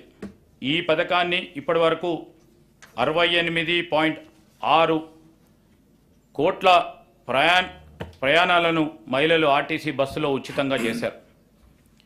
పర్యవసనంగా తెలంగాణ మహిళలకు 2351 కోట్ల రూపాయలు ఆదా అయింది. ఈ ఉచిత బస్సు సౌకర్యం రాష్ట్రమంతా మహిళలలో హర్షాతిరేకాలు వెలువరుస్తున్నాయి. వారు ఈ సౌకర్యాన్ని వినియోగించుకొని రాష్ట్రం నలుమూలలో ఉన్న పర్యాటక కేంద్రాలను, దేవాలయాలను, బంధుమిత్రులను సందర్శించే వెసులుబాటు ఏర్పడ్డది. ఈ ఉచిత బస్సు సౌకర్యం పరోక్షంగా రాష్ట్ర ఆర్థికాభివృద్ధికి తోడ్పడుతుంది. ఈ పథకానికి అయ్యే ఖర్చు ఆర్టీసీకి ప్రభుత్వం నెలవారీగా చెల్లిస్తుంది. దీనివల్ల ఆర్టీసీ సంస్థ కూడా ఆర్థికంగా బలోపేతమై $1 బిలియన్ కార్పొరేషన్గా అవతరించడానికి దోహదపడుతుంది. 500 రూపాయలకే గ్యాస్ సిలిండర్. నిరుపేద మధ్యతరగతి కుటుంబాలకి తరచుగా పెరిగే గ్యాస్ సిలిండర్ ధరలు మోయలేని భారంగా మారాయి. వారి ఆదాయంతో పోలిస్తే పెరిగిన సిలిండర్ ధర వారికి ఒక తీవ్రమైన ఆర్థిక సమస్యగా మారింది. మా ప్రభుత్వం మహాలక్ష్మి పథకం కింద 500 రూపాయలకే వంట గ్యాస్ సిలిండర్ను అందించడం ప్రారంభించింది. ఈ పథకం ద్వారా ఇప్పటి వరకు 39,57,639 కుటుంబాలకు లబ్ధి చేకూరింది. ప్రభుత్వం ఈ పథకానికి ఇప్పటి వరకు 200 కోట్ల రూపాయలు వెచ్చించింది. ఈ బడ్జెట్లో ఈ పథకానికి 723 కోట్ల రూపాయలు ప్రతిపాదిస్తున్నాం. గృహజ్యోతి పథకం అల్పాదాయ వర్గాల వారి ఇళ్లలో చీకట్లను పారద్రోలి కాంతులను నింపాలనే సత్సంకల్పంతో మెరుపులాంటి ఆలోచనతో వెలిగిన దీపం గృహజ్యోతి పథకం. ఫిబ్రవరి 2024లో ఈ పథకం అమలుకు అవసరమైన ఉత్తర్వులను, మార్గదర్శకాలను ప్రభుత్వం విడుదల చేసి ఈ సంవత్సరం మార్చి 1 నుండి అమలు చేస్తూ ఉన్నాం. 200 యూనిట్ల కంటే తక్కువ విద్యుత్తును వినియోగించుకునే గృహాలకు ఉచిత విద్యుత్ అందించడం ఈ పథక ప్రధాన లక్ష్యం. ప్రజాపాలన, ప్రజాసేవల కేంద్రాల ద్వారా వచ్చిన దరఖాస్తులను స్వీకరించి అర్హులైన వారందరికీ ఈ ఉచిత విద్యుత్ పథకం అమలు చేస్తూ ఉన్నాం. ఈ పథకం కింద అర్హులైన లబ్ధిదారులకు డిస్కాములు 0 బిల్లులు జారీ చేస్తాయి. ప్రభుత్వం ఆ బిల్లుల మొత్తం ఛార్జీలను డిస్కాంలకు చెల్లిస్తుంది. మార్చి 1వ తేదీ 2024 నుండి గృహజ్యోతి 0 బిల్లుల జారీ ప్రారంభమైంది. ఈ పథకం 15వ జూలై నాటికి 45,81,676 ఇళ్లలో వెలుగుల జిలుగులు నింపింది. గృహజ్యోతి పథకం కింద జూన్ వరకు అందించిన విద్యుత్ గాను డిస్కాంలకు ప్రభుత్వం ఇప్పటి వరకు 583.05 కోట్ల రూపాయలు చెల్లించింది. ఈ బడ్జెట్లో ఈ పథకానికి 2,418 కోట్ల రూపాయలు ప్రతిపాదిస్తున్నాం. ఇందిరమ్మ ఇల్లు, రోటీ కపడా ఔర్ మకాన్లలో మకాన్ ఎంతో మంది నిరుపేదలకు ఎండమావే. పూట గడవని నిరుపేదలకు గూడును కూడా సమకూర్చడం ప్రభుత్వ ప్రధాన కర్తవ్యం. గత ప్రభుత్వం నిరుపేదలకి ఆశలు కల్పించి వారి ప్రభుత్వ ఇండ్లను కేటాయించకుండా వారిని దగా చేసింది. అసెంబ్లీ ఎన్నికల మేనిఫెస్టోలో పేర్కొన్న విధంగా మా ప్రభుత్వం ఇందిరమ్మ ఇల్లు అనే నూతన గృహ నిర్మాణ కార్యక్రమాన్ని ప్రారంభించి వారి ఆశలను నిజం చేసింది. ఈ పథకం ద్వారా పేదలు ఇళ్లను కట్టుకోవడానికి 5 లక్షల రూపాయల ఆర్థిక సాయం అందించాలని నిర్ణయించాం. ఎస్సీ ఎస్టీ లబ్ధిదారులకు 6 లక్షల రూపాయలు చెల్లిస్తాం. 2024-25 ఆర్థిక సంవత్సరంలో ప్రతి నియోజకవర్గంలో కనీసం 3,500 ఇళ్ల చొప్పున మొత్తం 4,50,000 ఇండ్ల నిర్మాణానికి సహకారం అందించాలని నిర్ణయించాం. ఈ పథకం కింద నిర్మించే ఇండ్లు కనీసం 400 చదరపు అడుగుల విస్తీర్ణంతో ఆర్సీసీ కప్పుతో వంటగది టాయిలెట్ సౌకర్యం కలిగి ఉంటాయి. 2 పడకల గదుల ఇండ్ల పథకం కింద పూర్తయిన ఇండ్లను త్వరలోనే కేటాయిస్తాం. పూర్తి కాని ఇండ్లను సత్వరమే పూర్తి చేసి మౌలిక వసతులు కల్పించి అర్హులకు అందజేస్తాం. ఈ గృహ నిర్మాణ పథకాలు పేద బడుగు వర్గాల సొంత ఇంటి కలను సాకారం చేసి వారి జీవన ప్రమాణాన్ని పెంచడానికి ఇతోధికంగా తోడ్పడతాయి. ప్రజా పంపిణీ వ్యవస్థ. మన దేశంలోని నిరుపేదలు తమ కడుపును నింపుకునేందుకు ప్రభుత్వం ప్రజా పంపిణీ వ్యవస్థ ద్వారా అందించే బియ్యం మరియు నిత్యావసర వస్తువులపై ఆధారపడి ఉంటారు. మన దేశంలో ఉన్న ప్రజా పంపిణీ వ్యవస్థ ప్రపంచంలోనే పెద్దది. అందుకే మన రాష్ట్రంలో గాడి తప్పిన ఈ వ్యవస్థను గాడిలో పెట్టడానికి తగు చర్యలు తీసుకున్నాం. ధాన్య సేకరణ కట్టుదిట్టంగా అమలు చేస్తున్నాం. వేసవి తీవ్రతను దృష్టిలో ఉంచుకొని రైతుల సౌకర్యార్థం 2024 రబీ సీజన్లో ధాన్య సేకరణ కేంద్రాల సంఖ్యను 7,178కి పెంచడం జరిగింది. 2023-24 రబీ సీజన్కు ముందు జాగ్రత్త చర్యగా రైతులకు సహాయపడేందుకు ఈ సంవత్సరం మార్చి 25 నాటికే ధాన్యం సేకరణ కేంద్రాలను నెలకొల్పాం. వర్ష సూచనను, వాతావరణ పరిస్థితులను ధాన్య సేకరణ కేంద్రాలకు గంటకు తెలియజేసే వాతావరణం యాప్ను కూడా అభివృద్ధి చేసి రైతులను అప్రమత్తం చేస్తూ పంట నష్టాన్ని నివారించడానికి ప్రయత్నిస్తున్నాం. గత ప్రభుత్వ హయాంలో రైతుల నుండి కొనుగోలు చేసిన ధాన్యానికి సకాలంలో చెల్లింపు జరిగేవి కాదు. కానీ మేము ఈ చెల్లింపులను 48 గంటల్లోనే చేస్తున్నాం. దానివల్ల రైతుకి పైకం వెంటనే చేతికి వచ్చి అక్రమాలకి అడ్డుకల్లం పడుతుంది. ఇప్పటి వరకు 10,556 కోట్ల రూపాయల రైతు ఖాతాల్లోకి జమ చేయడం జరిగింది. 2010-11 నుండి 2022-23 సంవత్సరాల మధ్య సుమారు 1000 మంది మిల్లర్లు ప్రభుత్వానికి దాదాపు 3,000 కోట్లు బకాయి పడ్డారు. ప్రభుత్వానికి ఇవ్వాల్సిన బియ్యం ఇవ్వకుండా ప్రజాధనంతో ఎంతోమంది మిల్లర్లు వ్యాపారం చేస్తూ కోట్లు గడించారు. ఇది అందరి కళ్ళ ముందే జరుగుతున్నప్పుడు కూడా గత ప్రభుత్వం ఎప్పుడు దీన్ని అరికడదామని ఆలోచన చేయలేదు. సరికదా వారిపై ఎటువంటి కఠిన చర్యలు తీసుకోకుండా పరోక్షంగా కాపాడింది. ఈ విషయంలో జరుగుతున్న అవకతవకలు గుర్తించి వెంటనే దిద్దుబాటు చర్యలు తీసుకున్నాం. గత 6 నెలలుగా విజిలెన్స్ విభాగం మిల్లర్లపై దాడులు చేస్తూ బకాయిలను రాబట్టింది. ప్రభుత్వ కృషి వలన గత 6 నెలల్లో బకాయి పడ్డ కస్టమ్ మిల్లర్స్ నుండి 450 కోట్లు వసూలు చేశాం. 509 కోట్ల బకాయిలు వసూలు చేయడానికి 60 మిల్లర్లపై రెవెన్యూ రికవరీ చట్టం ప్రయోగించాం. గత 6 నెలల నిరంతరం పర్యవేక్షణ చర్య వలన ఎఫ్సిఐకి డెలివరీలు వేగవంతమై 36 లక్షల మెట్రిక్ టన్నులు ధాన్యాన్ని ఇచ్చాం. చిరకాలంగా పేరుకుపోయిన సమస్యలపై దృష్టి సారించి కేంద్ర ప్రభుత్వంతో ఫుడ్ కార్పొరేషన్ ఆఫ్ ఇండియాతో వ్యవహరించడానికి కొత్త వ్యూహాలను అనుసరించాం. గత 3 నెలల్లో ఈ విధానం ద్వారా కేంద్ర ప్రభుత్వం ఎఫ్సిఐ నుండి 3,561.64 కోట్ల రూపాయలను సాధించుకోగలిగాం. అలాగే 1,323.86 కోట్ల రూపాయల బకాయి పడ్డ రుణాన్ని తగ్గించుకోగలిగాం. మేము మొదలుపెట్టిన ఈ ప్రయత్నాల వలన పౌర సరఫరాల శాఖ సేవలు ఇప్పటికే ఎంతో మెరుగయ్యాయి. ప్రజా పంపిణీకి ఈ బడ్జెట్లో 3,836 కోట్ల రూపాయలు ప్రతిపాదిస్తున్నాం. పంచాయతీరాజ్ గ్రామీణాభివృద్ధి. మహాత్మా గాంధీ పేర్కొన్న విధంగా భారతదేశ ఆత్మ దాని గ్రామాల్లో కనిపిస్తుంది. కానీ గత దశాబ్ద కాలంలో ప్రభుత్వం నిర్లక్ష్యం వల్ల స్థానిక సంస్థలు నిర్వీర్యమైపోయాయి. కేవలం కొత్త గ్రామ పంచాయతీలను ఏర్పరిచి వాటికి ఎటువంటి ఆర్థిక వనరులను కల్పించకపోవడంతో ఆ గ్రామాల్లో కనీస మౌలిక సదుపాయాలు లేక అభివృద్ధి నోచుకోలేదు. గ్రామ స్వరాజ్యానికి నిరంతరంగా కృషి చేసే గ్రామీణాభివృద్ధి జవసత్వాలను నింపిన శ్రీమతి ఇందిరాగాంధీ, శ్రీ రాజీవ్ గాంధీ చూపిన బాటలోనే నడవాలని మా ప్రభుత్వం సంకల్పం.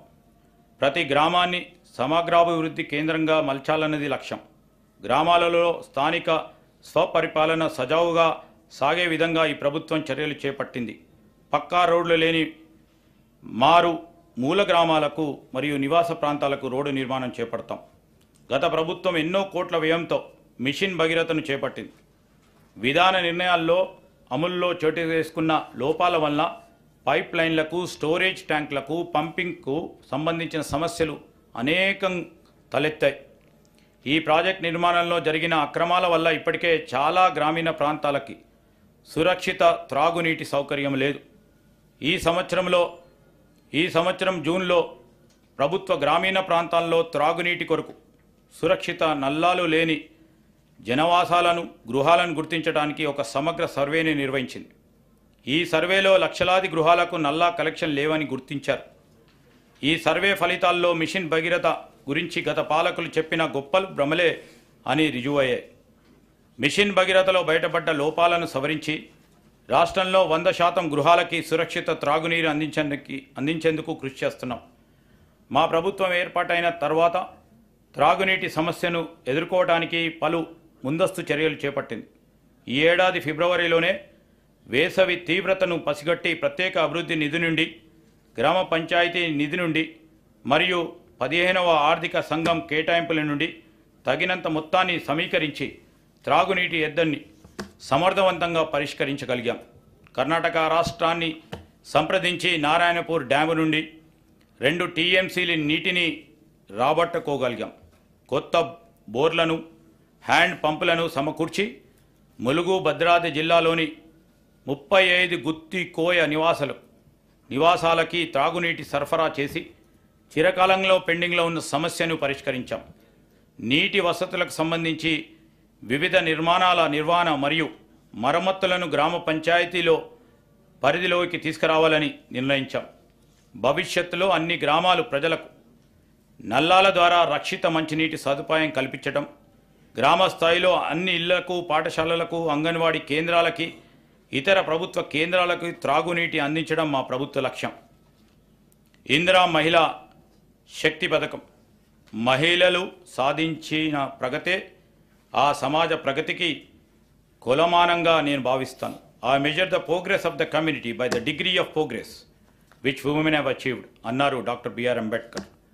తెలంగాణ ప్రభుత్వం 63 లక్షల మహిళలను విజయవంతమైన వ్యాపార పారిశ్రామికవేత్తలుగా తీర్చిదిద్దే ధ్యేయంతో ఇందిరా మహిళా శక్తి పథకానికి రూపకల్పన చేసింది. శ్రీనిధి ఏర్పాటు, బ్యాంకులతో అనుసంధానం అనే మార్గాల ద్వారా 1,00,000 కోట్ల రూపాయల ఆర్థిక సహాయాన్ని అందించి ఈ లక్ష్యాన్ని సాధిస్తాం.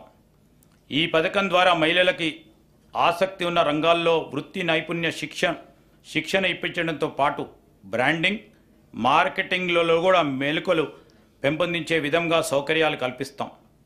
మహిళా ఔత్సాహిక పారిశ్రామికవేత్తల కోసం ఉమ్మడి ప్రాసెసింగ్ కేంద్రాలతో పాటు ప్రతి శాసనసభ నియోజకవర్గానికి ఒక ప్రత్యేక చిన్నతర పారిశ్రామిక పార్కును ఏర్పాటు చేస్తాం.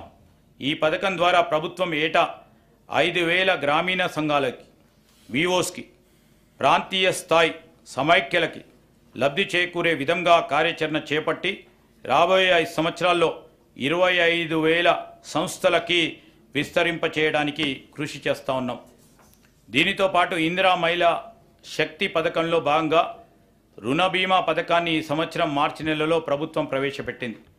ఈ పథకం కింద సభ్యురాలు మరణించినప్పుడు ఆమె పేరున ఉన్న రుణాన్ని గరిష్టంగా 2 లక్షల రూపాయల వరకు మాఫీ చేయడం జరుగుతుంది. దీన్ని అమలు పరచడానికి 50.41 కోట్ల రూపాయల నిధులు కేటాయించాం.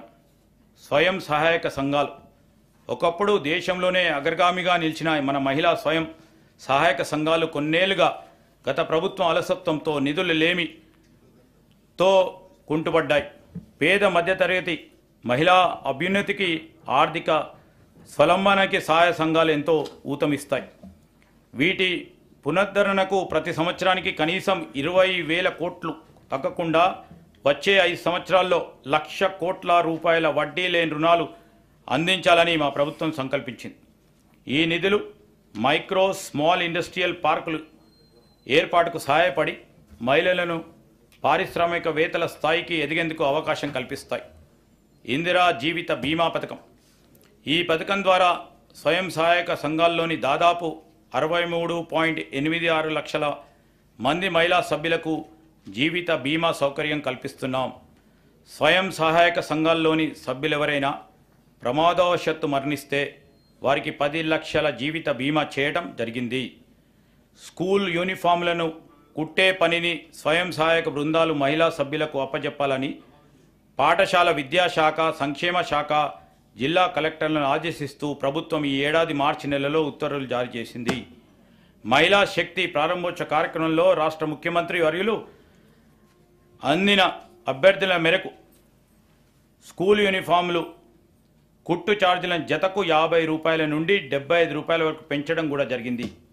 దీనివల్ల 29,680 మహిళా సభ్యులకు సుమారు 50 కోట్ల రూపాయలు లబ్ధి చేకూరుతుందని అంచనా. స్వయం సహాయక బృందాల్లోని మహిళా సభ్యులు తయారు చేసే ఉత్పత్తుల విక్రయానికి గాను మాదాపూర్లోని శిల్పారామం వద్ద డాక్రా మహిళా బజార్ను కూడా ఏర్పాటు చేయాలని నిర్ణయించాం. దీని ఏర్పాటుకు గ్రామీణ పేదరిక నిర్మూలన సంస్థ సర్ప్కు 3.20 ఎకరాల భూమిలో గల 106 దుకాణాలతో కూడిన నైట్ బజార్ కాంప్లెక్స్ను అప్పగించాం. మహిళలు ఆర్థిక స్వలంబన సాధించినప్పుడే వారు నిజమైన సమానతను సాధిస్తారు. పైన పేర్కొన్న పథకాలన్నీ కూడా ఈ దిశగా మహిళలను బలోపేతం చేసేవే. సంక్షిప్తంగా చెప్పాలంటే మా ప్రభుత్వం 1 కోటి మంది మహిళలను కోటీశ్వరులను చేసేందుకు కంకణం కట్టుకుంది. పంచాయతీరాజ్ మరియు గ్రామీణాభివృద్ధి శాఖకు ఈ బడ్జెట్లో 29,816 కోట్ల రూపాయలు ప్రతిపాదిస్తున్నాం. హైదరాబాద్ నగరాభివృద్ధి. దేశంలో ప్రధాన నగరాల్లో ఒకటైన హైదరాబాద్ అన్ని రంగాల్లో శరవేగంగా అభివృద్ధి చెందుతోన్న చారిత్రాత్మక నగరం. ఇప్పటికే ఈ నగరం ఒక ఐకాన్ పేరు గడించింది. ఈ నగరాభివృద్ధికి విశేషంగా కృషి చేసిన గత కాంగ్రెస్ ప్రభుత్వ సేవలను మనం మర్చిపోలేం. ఇంతటి ఘన చరిత్ర కలిగిన నగరం యొక్క పారిశుద్ధ, మురుగునీటి, త్రాగునీటి వ్యవస్థలు గత 10 ఏళ్లుగా అత్యంత నిర్లక్ష్యానికి గురయ్యాయి.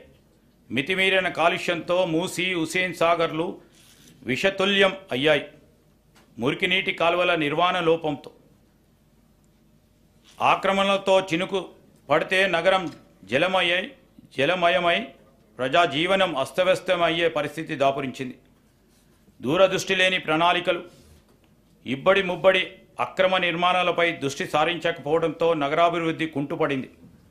కేవలం కొన్ని ఫ్లైఓవర్లు నిర్మించి దాన్నే అభివృద్ధిగా భ్రమింపజేశారు. హైదరాబాద్లో భూముల వేలం ద్వారా 1000 కోట్లు సమకూరినా వాటి వినియోగం మాత్రం నగరాభివృద్ధి కొరకు జరగలేదు. హైదరాబాద్ చుట్టుపక్కల ఉన్న పెద్ద పరిశ్రమలు మరియు ఐటీ సంస్థలు లక్షల మందికి ఉపాధి కల్పిస్తున్నాయి. వీటిలో పనిచేసే వారు హైదరాబాద్ నగరం మరియు శివారు ప్రాంతాల్లో నివసిస్తూ వారు పనిచేసే ప్రాంతానికి రోజు దూర ప్రయాణం చేస్తూ ఉంటారు. పనిచేసే ప్రాంతానికి దగ్గరగా నివాసాలు ఉంటే ఎన్నో ప్రయోజనాలు ఉంటాయి. ట్రాఫిక్ రద్దీ తగ్గడం, సమయం ఆదా అవ్వడమే కాకుండా ఆర్థికంగా కూడా ఆదా అవుతుంది. అంతేగాక హైదరాబాద్ చుట్టుప్రక్కల ప్రాంతాలన్నీ కూడా సెల్ఫ్ సస్టైనింగ్ ప్రాంతాలుగా అభివృద్ధి చెందుతాయి. హైదరాబాద్ ప్రధాన నగరంపై వనరులు, సేవల సదుపాయాల కోసం ఒత్తిడి తగ్గుతుంది. శాటిలైట్ టౌన్షిప్ల నిర్మాణం హైదరాబాద్ చుట్టుపక్కల ప్రోత్సహించాలని మా ప్రయత్నం. ఈ టౌన్షిప్లలో సరసమైన ధరలతో పేద మరియు మధ్యతరగతి వారికి అనుకూలమైన నివాస గృహాలు నిర్మాణాలను ప్రోత్సహిస్తాం. టౌన్షిప్లలో అన్ని రకాల సదుపాయాలు అనగా పార్కులు, కమ్యూనిటీ హాళ్ళు, వాణిజ్య ప్రాంతాలు, పాఠశాలలు మొదలైనవన్నీ ఉండేటట్టు ప్రణాళిక రూపొందిస్తున్నాం. హైదరాబాద్ నగరం ఎదుర్కొంటున్న తీవ్ర సమస్య ట్రాఫిక్ స్తంభన. ప్రైవేట్ వాహనాల వినియోగం తగ్గించి పబ్లిక్ ట్రాన్స్పోర్ట్ వ్యవస్థను పటిష్టపరచడం ద్వారా ఈ సమస్యను అధిగమించడానికి అవకాశం ఉంది. దానిలో మెట్రో రైల్ వ్యవస్థ అతి ముఖ్యమైంది. ప్రస్తుతం 3 ట్రాఫిక్ కారిడార్లతో మెట్రో సౌకర్యం ఉంది. మెట్రో మొదటి దశలో కలిగిన అనుభవాల దృష్ట్యా ప్రభుత్వం 2వ దశ ప్రతిపాదనలను సమీక్షించి వాటిని సవరించి కొత్త ప్రతిపాదనలు రూపొందించింది. వివిధ వర్గాల అవసరాలను తీర్చడంతో పాటు నగరంలో అన్ని ప్రాంతాలు సమానంగా అభివృద్ధి చెందాలనే లక్ష్యంతో ప్రభుత్వం 78.4 కిలోమీటర్ల పొడవు ఉన్న 5 ఎక్స్టెండెడ్ కారిడార్లను 24,042 కోట్ల రూపాయల అభివృద్ధి రూపాయలతో అభివృద్ధి పరుస్తుంది. ఇందులో భాగంగా మెట్రో రైలును పాత నగరానికి పొడిగించి దాన్ని శంషాబాద్ విమానాశ్రయానికి అనుసంధానం చేస్తూ ఉన్నాం. అలాగే ప్రస్తుతం ఉన్న కారిడార్లను నాగోలు నుండి ఎల్బీ నగర్ వరకు విస్తరిస్తున్నాం. నాగోలు, ఎల్బీ నగర్ మరియు చంద్రాయనగుట్ట స్టేషన్లను ఇంటర్చేంజ్ స్టేషన్లుగా అభివృద్ధి చేస్తాం. మియాపూర్ నుండి పటాన్ చెరువు వరకు, ఎల్బీ నగర్ నుండి హయత్ నగర్ వరకు మెట్రో రైల్ సౌకర్యాన్ని పొడిగించాలని ప్రణాళిక సిద్ధం చేశాం. హైదరాబాద్ విపత్తు నివారణ మరియు ఆస్తుల పరిరక్షణ సంస్థ హైడ్రా రాష్ట్ర ప్రభుత్వం నగరాభివృద్ధిపై ప్రత్యేక దృష్టి పెట్టింది. హైదరాబాద్ మరియు ఔటర్ రింగ్ రోడ్ వరకు గల ప్రాంతాలను కోర్ అర్బన్ రీజన్గా గుర్తించి వాటి అభివృద్ధికి ప్రత్యేకంగా ప్రణాళిక తయారు చేస్తున్నాం. ఈ ప్రాంత జనాభా రాష్ట్ర జనాభాలో 48.6% ఉంది. రాష్ట్ర ఆర్థిక మరియు జిఎస్డిపి పురోగతిలో ఈ ప్రాంతం అత్యంత కీలకం. తెలంగాణ రాష్ట్రంలో పట్టణ జనాభా వృద్ధి రేటు సాలీనా 3.2% ఉంది. ఇది జాతీయ సగటు కంటే ఎక్కువ. ఐటీ, ఫార్మా, డిఫెన్స్, ఏరోస్పేస్లకు సంబంధించిన పరిశ్రమలు బాగా అభివృద్ధి చెందడం వలన హైదరాబాదు నగర శివారులలో పట్టణీకరణ వృద్ధి రేటు అత్యధికంగా కనిపిస్తుంది. ఇది గత కాంగ్రెస్ ప్రభుత్వాలు హైదరాబాద్ నగరాభివృద్ధికి చేసిన కృషికి ఫలితం. ఒక రకంగా ఔటర్ రింగ్ రోడ్డును నగర సరిహద్దుగా పరిగణించవచ్చు. ఔటర్ రింగ్ రోడ్ పరిధిలోని హైదరాబాద్ నగరంతో పాటు ఇతర పట్టణ, గ్రామీణ, స్థానిక సంస్థలు అనేకంగా ఉన్నాయి. ఆయా ప్రాంతాల మధ్య పౌర సేవలలో సమ్యత లేదు. జిహెచ్ఎంసీలో ఒక విపత్తు నిర్వహణ వ్యవస్థ ఉన్నప్పటికీ ఓఆర్ఆర్ పరిధిలో ఉన్న ఇతర పట్టణ ప్రాంతాల్లో ఇలాంటి వ్యవస్థ లేదు. ఈ సమస్యను ఎదుర్కోవడానికి తెలంగాణ ప్రధాన పట్టణ ప్రాంతంలో Telangana core urban area reason విపత్తుల నిర్వహణ కోసం ఒక ఏకీకృత సంస్థను ఏర్పాటు చేయాలని ప్రభుత్వం నిర్ణయించింది. జిహెచ్ఎంసీతో పాటు హైదరాబాద్, రంగారెడ్డి, మేడ్చల్ మల్కాజ్గిరి, సంగారెడ్డి జిల్లాలను ఈ తెలంగాణ కోర్ అర్బన్ రీజన్ పరిధిలోకి వస్తాయి. పట్టణ విపత్తులను నివారించడానికి, వాటిని ఎదుర్కోవడానికి తీసుకోవాల్సిన చర్యలను చేపట్టడంతో పాటు ఎటువంటి విపత్కరమైన పరిస్థితినైనా ఎదుర్కొని తక్షణ రక్షణ చర్యలు తీసుకునే విషయంలో జాతీయ, రాష్ట్రేతర సంస్థలతో సమన్వయం సాధించడం హైదరాబాద్ విపత్తు నివారణ మరియు ఆస్తుల పరిరక్షణ సంస్థ హైడ్రా చేస్తుంది. ఈ సంస్థలో ఆస్తుల పరిరక్షణకు, విపత్తుల నిర్వహణకు ప్రత్యేక విభాగాలు ఉంటాయి. ఈ సంస్థ పాలక మండలికి, గవర్నింగ్ అథారిటీ, రాష్ట్ర ముఖ్యమంత్రి అధ్యక్షులుగా ఉంటారు. ఈ సంస్థ నిర్వహణకు కావలసిన నిధులను ప్రభుత్వ కేటాయింపు ద్వారా లబ్ధిదారులైన స్థానిక సంస్థల వాటాల ద్వారాను సమకూర్చుకోవడం జరుగుతుంది. ఈ సంస్థ వల్ల విపత్తుల నిర్వహణ సమర్థవంతంగా నిర్వహించడం సాధ్యమవుతోంది. మూసీ నది ప్రక్షాళన.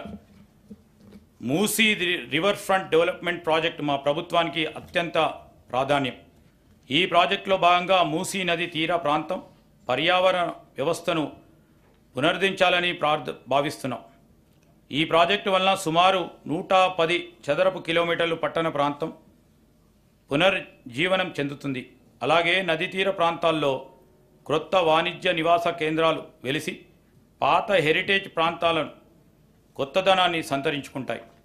మూసీ నది పరివాహక ప్రాంత అభివృద్ధి ప్రాజెక్టు వల్ల జల నిర్వహణలో ఎదురయ్యే సంక్లిష్ట సమస్య పరిష్కరించుకోవచ్చు. పర్యావరణానికి నష్టం కలగని విధంగా మౌలిక సదుపాయాలను కల్పించుకోవచ్చు. ఈ ప్రాజెక్టులో రిక్రియేషన్ జోన్లు, పాదాచారుల జోనులు, పీపుల్స్ ప్లాజాలు, చిల్డ్రన్ థీమ్ పార్కులు, ఎంటర్టైన్మెంట్ జోన్లు అభివృద్ధి చేస్తాం. ఈ ప్రాజెక్టు యొక్క ముఖ్య లక్ష్యాలు ఆర్థిక కూడలి ఏర్పాటు, జీవన ప్రమాణాల పెరుగుదల, వారసత్వ సాంస్కృతిక సంపదను పరిరక్షించుకోవడం, నగర ప్రతిష్టను ఇనుమడింపజేయటం, పర్యాటక కేంద్రంగా తీర్చిదిద్దడం, పర్యావరణాన్ని మెరుగుపరచడం, మౌలిక సదుపాయాలని అభివృద్ధిపరచడం. ఈ లక్ష్యాలను సాధించే దిశగా ఇప్పటికే సామాజిక ఆర్థిక అనుభవ సర్వేను చేపట్టడానికి రెవెన్యూ శాఖలో 33 బృందాలను ఏర్పాటు చేశాం. మూసీ అభివృద్ధి లండన్ నగరంలో ఉన్న థేమ్స్ నది పరివాహక అభివృద్ధి తరహాలో జరుగుతుంది. ఈ మూసీ నది అభివృద్ధి అత్యంత ప్రతిష్టాత్మకంగా భవిష్యత్తులో దేశంలో అనుసరించదగిన అత్యుత్తమ మోడల్గా జరగాలనేది మా ప్రయత్నం, జరుగుతుందని మా ప్రగాఢ విశ్వాసం. హైదరాబాద్ నగర పాలక సంస్థ మరియు మెట్రోపాలిటన్ అభివృద్ధి సంస్థ హైదరాబాద్ నగర ప్రాధాన్యత దృష్ట్యా నగరాభివృద్ధికి మరింత పెద్ద పీట వేయాలని ప్రభుత్వ ఉద్దేశం. 1 కోటికి పైగా జనాభా గల నగరానికి పౌర సేవలను మరింత సమర్థవంతంగా అందించడంలో GHMC, HMDA, metro water works ప్రధాన పాత్ర నిర్వహిస్తున్నాయి. వాటి సేవలను ప్రజలకు మరింత మెరుగ్గా అందించడానికి జిహెచ్ఎంసీ పరిధిలో మౌలిక వసతుల కల్పనకి 3065 కోట్ల రూపాయలు, హెచ్ఎండిఏ పరిధిలో మౌలిక వసతుల కల్పనకు 500 కోట్ల రూపాయలు, నగరానికి మంచినీటి మరియు డ్రైనేజ్ వ్యవస్థ మెరుగుపరచడానికి మెట్రో వాటర్ వర్క్స్కి 3385 కోట్ల రూపాయలు ఈ బడ్జెట్లో ప్రతిపాదించాం. ఇవి కాకుండా హైడ్రాకి 200 కోట్లు, ఎయిర్పోర్ట్ వరకు మెట్రో విస్తరణకు 100 కోట్లు, ఔటర్ రింగ్ రోడ్ కొరకు 200 కోట్లు, హైదరాబాద్ మెట్రో రైల్ ప్రాజెక్టుకి 500 కోట్లు, పాత నగరాన్ని మెట్రో విస్తరణకి 500 కోట్లు, multi modal suburban rail transport సిస్టమ్కి 50 కోట్లు, మూసీ రివర్ ఫ్రంట్ ప్రాజెక్టు 1500 కోట్ల రూపాయలు ప్రతిపాదించాం.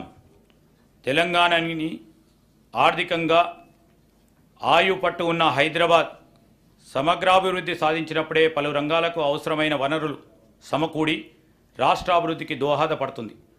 ఇది దృష్టిలో పెట్టుకుని హైదరాబాద్ నగరాభివృద్ధికి ఎన్నడూ లేని విధంగా భారీ ఎత్తున 10,000 కోట్ల రూపాయలు ఈ బడ్జెట్లో ప్రతిపాదిస్తున్నాం. Regional ring road, outer ring road నిర్మాణం హైదరాబాద్ నగరానికి మణిహారం.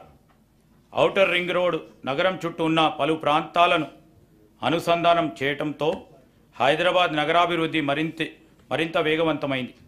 ఇలాంటి ఫలితాలను రాష్ట్రంలో మరిన్ని ప్రాంతాలకు విస్తరించేందుకు ప్రస్తుతం చేపడతా ఉన్న రీజనల్ రింగ్ రోడ్ RRR దోహదపడుతుంది. ఉత్తర ప్రాంతంలోని 158.6 కిలోమీటర్ల పొడవు ఉన్న సంగారెడ్డి, తూప్రాన్, గజ్వేల్, చౌటుప్పల్ రోడ్డును, దక్షిణ ప్రాంతంలోని 189 కిలోమీటర్ల పొడవు ఉన్న చౌటుప్పల్, షాద్నగర్, సంగారెడ్డి రోడ్డును జాతీయ రహదారులా ప్రకటించడానికి వీలుగా అప్గ్రేడ్ చేయాలని మా ప్రభుత్వం ప్రతిపాదిస్తున్నది.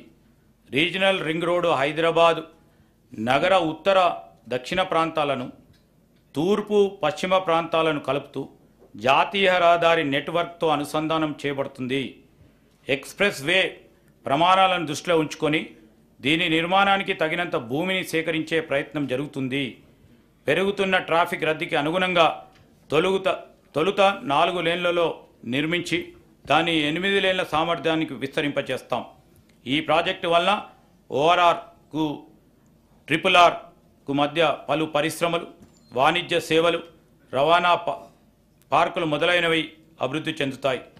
ప్రాథమిక అంచనాల ప్రకారం RRR ఉత్తర ప్రాంతం అభివృద్ధికి 13,522 కోట్ల రూపాయలు, దక్షిణ ప్రాంత అభివృద్ధికి 12,980 కోట్ల రూపాయలు ఖర్చు అవుతుంది.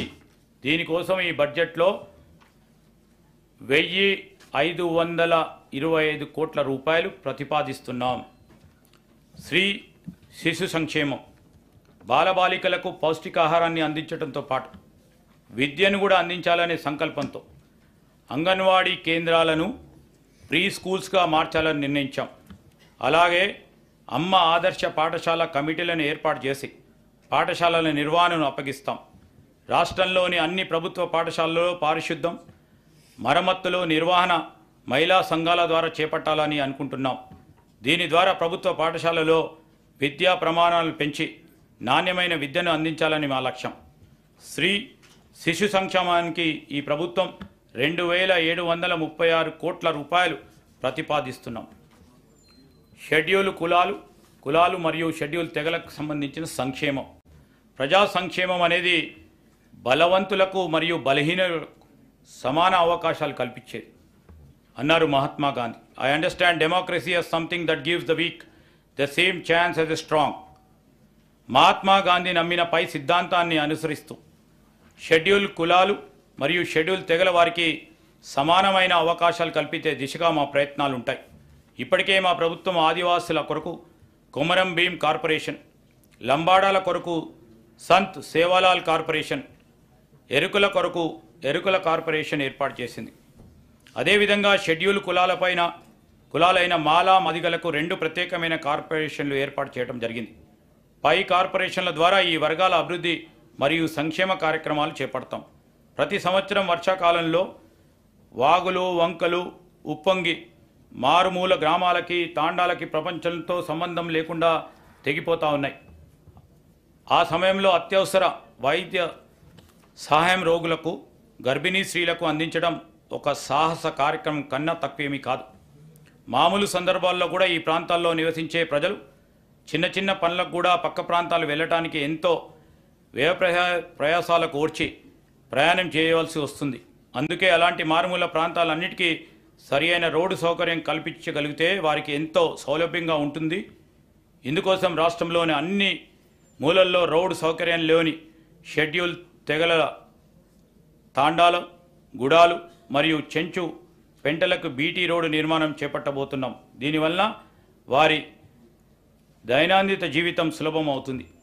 గత ప్రభుత్వం 500 పైన జనాభా కలిగిన షెడ్యూల్ తెగల నివాస ప్రాంతాల గ్రామ పంచాయతీలుగా మార్చింది. అక్కడితో వాటిని మర్చిపోయింది. వాటికి అవసరమైన కనీస సదుపాయాలు ఇప్పటికీ లేవు. వాటిని అభివృద్ధి పరిచే దిశగా మా ప్రభుత్వం ఈ కొత్త పంచాయతీలన్నిటికీ గ్రామ పంచాయతీ కార్యాలయాలను కట్టించాలని సంకల్పించాం. గిరిజనుల సంస్కృతి, ఆచారాలు, పండుగలు అత్యంత వైవిధ్యభరితంగా ఉంటాయి. వాటిని పాటిస్తూ కాపాడుకోవడానికి వారు ప్రాధాన్యత ఇస్తారు. అది పరిరక్షించుకోవడం మన బాధ్యత కూడా. అందుకే ఆసియాలో అతిపెద్ద అయిన సమ్మక్క సారలమ్మ మేడారం జాతర అత్యంత వైభవంగా ఫిబ్రవరి 24లో 100 కోట్ల రూపాయలతో నిర్వహించాం. అంతేకాకుండా సంత్ సేవలాల్ జయంతి కూడా 2 కోట్లు, నాగోబా జాతర నిర్వహణకి 1 కోటి రూపాయలు మంజూరు చేశాం. రాష్ట్రంలో ఉన్న అన్ని రకాలైన గురుకుల పాఠశాల విద్యార్థులకు అంతర్జాతీయ ప్రమాణాలతో కూడిన విద్యా వసతి అందించడానికి ప్రభుత్వం ఇంటిగ్రేటెడ్ రెసిడెన్షియల్ పాఠశాలలను నెలకొల్పడానికి నిర్ణయించింది. ఒకే ప్రాంతంలో వేరువేరుగా ఉన్న ఎస్సీ, ఎస్టీ, బీసీ, మైనారిటీ మరియు జనరల్ గురుకుల పాఠశాలలను 20 ఎకరాల స్థలంలో ఒకే చోట నిర్మిస్తాం. ఆ పాఠశాలలకు అంతర్జాతీయ ప్రమాణాలతో కూడిన అన్ని రకాల సౌకర్యాలు ఏర్పాటు చేస్తాం. దీనితో వివిధ వర్గాల విద్యార్థుల మధ్య సంఘీభావం మరియు స్నేహభావం పెరిగి అంతరాలు తొలగిపోయేందుకు ఆస్కారం ఏర్పడి అందరికీ అత్యున్నతమైన ప్రామాణిక విద్య అందుతుంది.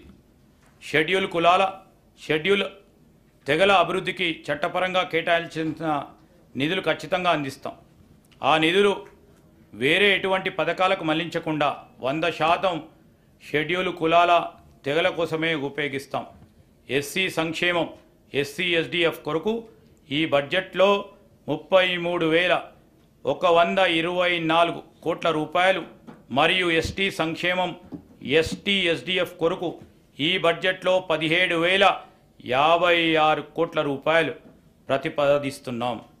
మైనారిటీ సంక్షేమం, మైనారిటీ వర్గాల హక్కుల పరిరక్షణ, అభివృద్ధితో రాష్ట్ర సమగ్రాభివృద్ధి సాధ్యం. దానిని గుర్తించిన మా ప్రభుత్వం మైనారిటీల సంక్షేమం కొరకు పలు చర్యలు చేపట్టింది.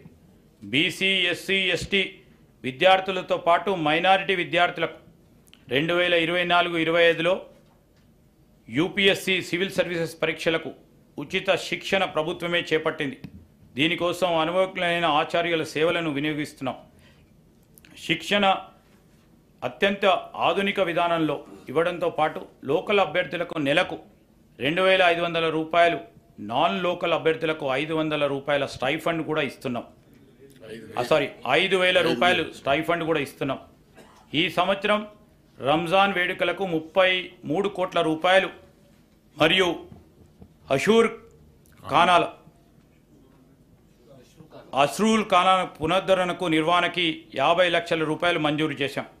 జనవరి 2024లో జరిగిన తబ్లిగీ జమాత్ ఇస్లామిక్ సమావేశానికి 2,40,00,000 రూపాయలు విడుదల చేశాం. ముస్లిం సోదర సోదరిమల్ల హజ్ యాత్రకి 4,43,00,000 రూపాయలను ఈ నెలలో మంజూరు చేశాం.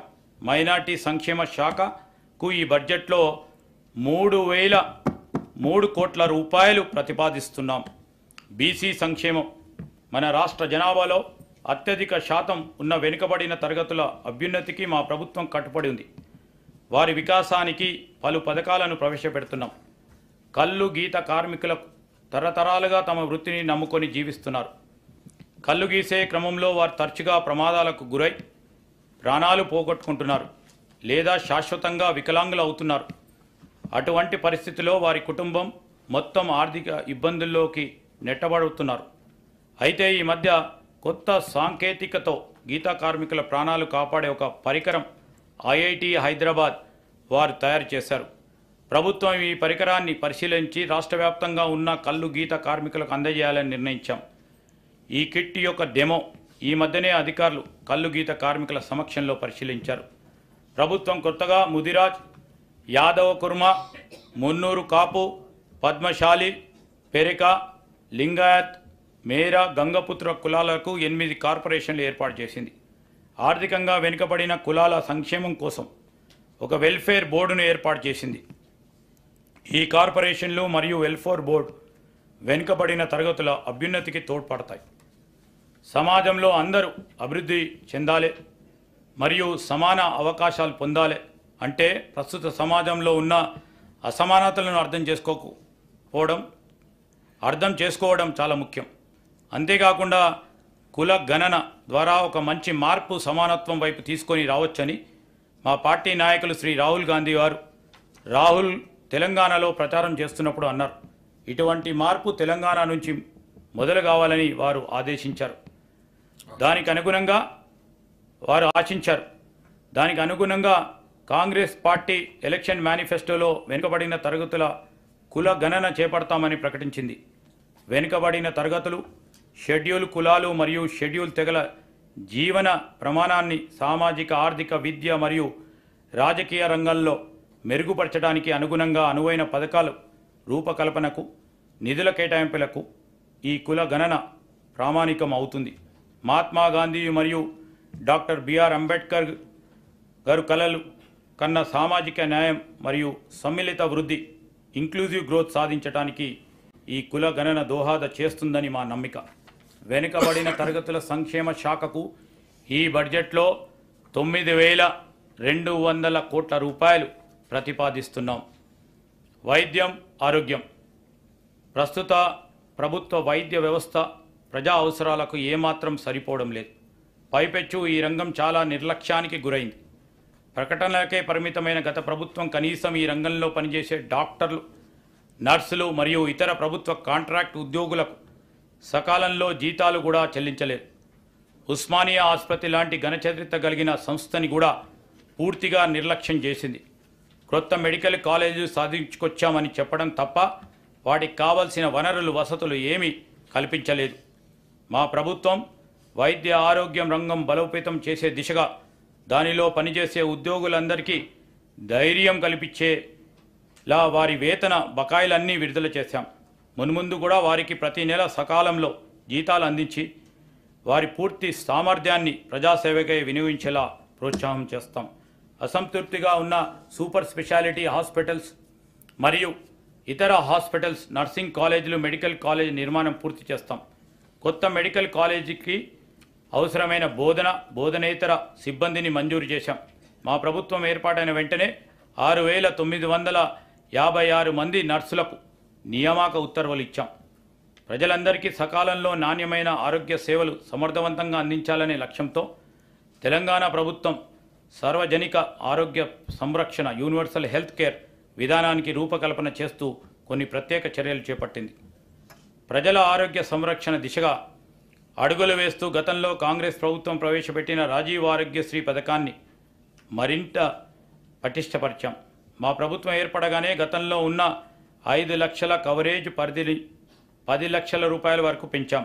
అంతేకాకుండా ప్రస్తుతం ఆరోగ్యశ్రీలో ఉన్న 1672 చికిత్సలతో 1375 చికిత్సలకు ప్యాకేజ్ ధరలను సగటున 20% పెంచాం. ఆరోగ్యశ్రీ పథకంలో కొత్తగా 163 వ్యాధులను చేర్స్తూ దాని పరిధిని విస్తరించాం. ఆధునిక సాంకేతిక పద్ధతుల ద్వారా ఆరోగ్య సేవలు పౌరులందరికీ అందుబాటులో తెచ్చేందుకు ప్రతి ఒక్కరికి ఒక ప్రత్యేక గుర్తింపు సంఖ్యను కలిగిన డిజిటల్ హెల్త్ ప్రొఫైల్ కార్డును జారీ చేసే విధానాన్ని త్వరలో ప్రవేశపెడుతున్నాం.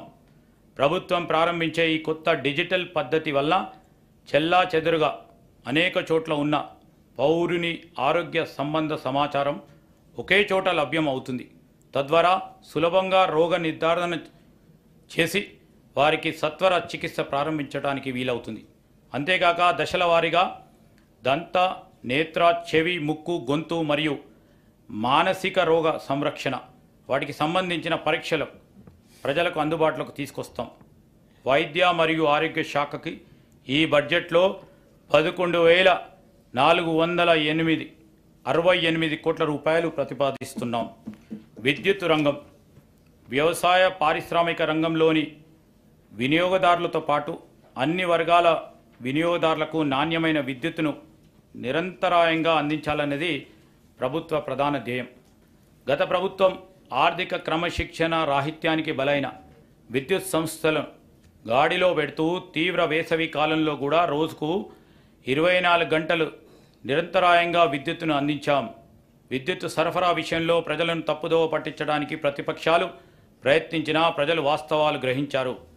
శరవేగంగా పెరుగుతున్న రాష్ట్ర విద్యుత్ డిమాండ్ను దృష్టిలో పెట్టుకొని ట్రాన్స్మిషన్ నష్టాలు తగ్గించి నెట్వర్క్ బలోపేతం చేయడంలో భాగంగా ఈ ఆర్థిక సంవత్సరంలో 11 కొత్త ఈహెచ్టీ ఎక్స్ట్రా హై టెన్షన్ సబ్స్టేషన్ల నిర్మాణం మరియు 31 extra high tension power EHV voltage power ట్రాన్స్ఫార్మర్ల సామర్థ్య పెంపు కోసం 3,017 కోట్ల రూపాయల పెట్టుబడులతో ప్రణాళిక సిద్ధం చేయడం జరిగింది. రాష్ట్రంలో భౌగోళిక అనుకూలతల గల ప్రదేశాల్లో స్టోరేజ్ ప్లాంట్లను ఏర్పాటు చేయడానికి చర్యలు తీసుకుంటున్నాం. కాలుష్య నివారణ చర్యలో భాగంగా ప్రభుత్వం విద్యుత్ వాహనాలను ప్రోత్సాహం చేస్తుంది. ప్రస్తుతం ఉన్న 450 విద్యుత్ వాహనాల ఛార్జింగ్ స్టేషన్లు ఉండగా అదనంగా గ్రేటర్ హైదరాబాద్లో 100 స్టేషన్లను ఏర్పాటు చేయడానికి అవసరమైన చర్యలు తీసుకుంటాం. ప్రజలకు ఛార్జింగ్ సౌకర్యాలను సులభంగా అందుబాటులోకి తీసుకురావడానికి టీజీఈవి మొబైల్ యాప్ను కూడా ఏర్పాటు చేస్తున్నాం. రాష్ట్ర విద్యుత్ వినియోగ అవసరాల దృష్ట్యా 2030 సంవత్సరం వరకు కావాల్సిన విద్యుత్ ఉత్పత్తికి తగిన ప్రణాళికలు తయారు చేస్తున్నాం. సాంప్రదాయేతర మరియు కాలుష్య రహిత విద్యుత్ ఉత్పత్తికి ప్రాధాన్యత ఇస్తూ ఒక నూతన ఎనర్జీ పాలసీని తీసుకొని వస్తాం. మన రాష్ట్ర అవసరాలకు మాత్రమే సరిపోయే విధంగా కాకుండా మిగులు విద్యుత్ సాధించడానికి ఈ పాలసీలో తగిన ప్రణాళిక ఉంటుంది. పర్యావరణానికి పరిరక్షిస్తూ సుస్థిరత అభివృద్ధిని సాధించడం ప్రస్తుత ప్రభుత్వ ధ్యేయం. తదనుగుణంగా మేము తీసుకొచ్చే నూతన విద్యుత్ విధానంలో సౌరశక్తి రంగానికి ప్రాధాన్యత ఇస్తూ భవిష్యత్తులో కూడా కాలుష్య రహిత విద్యుత్ సాధనలో అగ్రగామిగా నిలవడానికి కృషి చేస్తున్నాం. ట్రాన్స్కో మరియు డిస్కామ్లకి బడ్జెట్లో 16,410 కోట్ల రూపాయలు ప్రతిపాదిస్తున్నాం. అడవులు, పర్యావరణం, తెలంగాణ రాష్ట్రంలో విస్తారమైన అటవీ సంపద ఉంది. ఎన్నో సుందర జలపాతాలు, వన్యజీవులు, డ్యామ్లు, ఆనకట్టలు, జలాశయాలు ఉన్నాయి. ప్రస్తుతం ఉన్న అడవులను పరిరక్షించుకుంటూ వాటిని మరింత విస్తృతపరిచి అటవీ వైశాల్యాన్ని పెంచుకోవాల్సిన అవసరం ఉంది.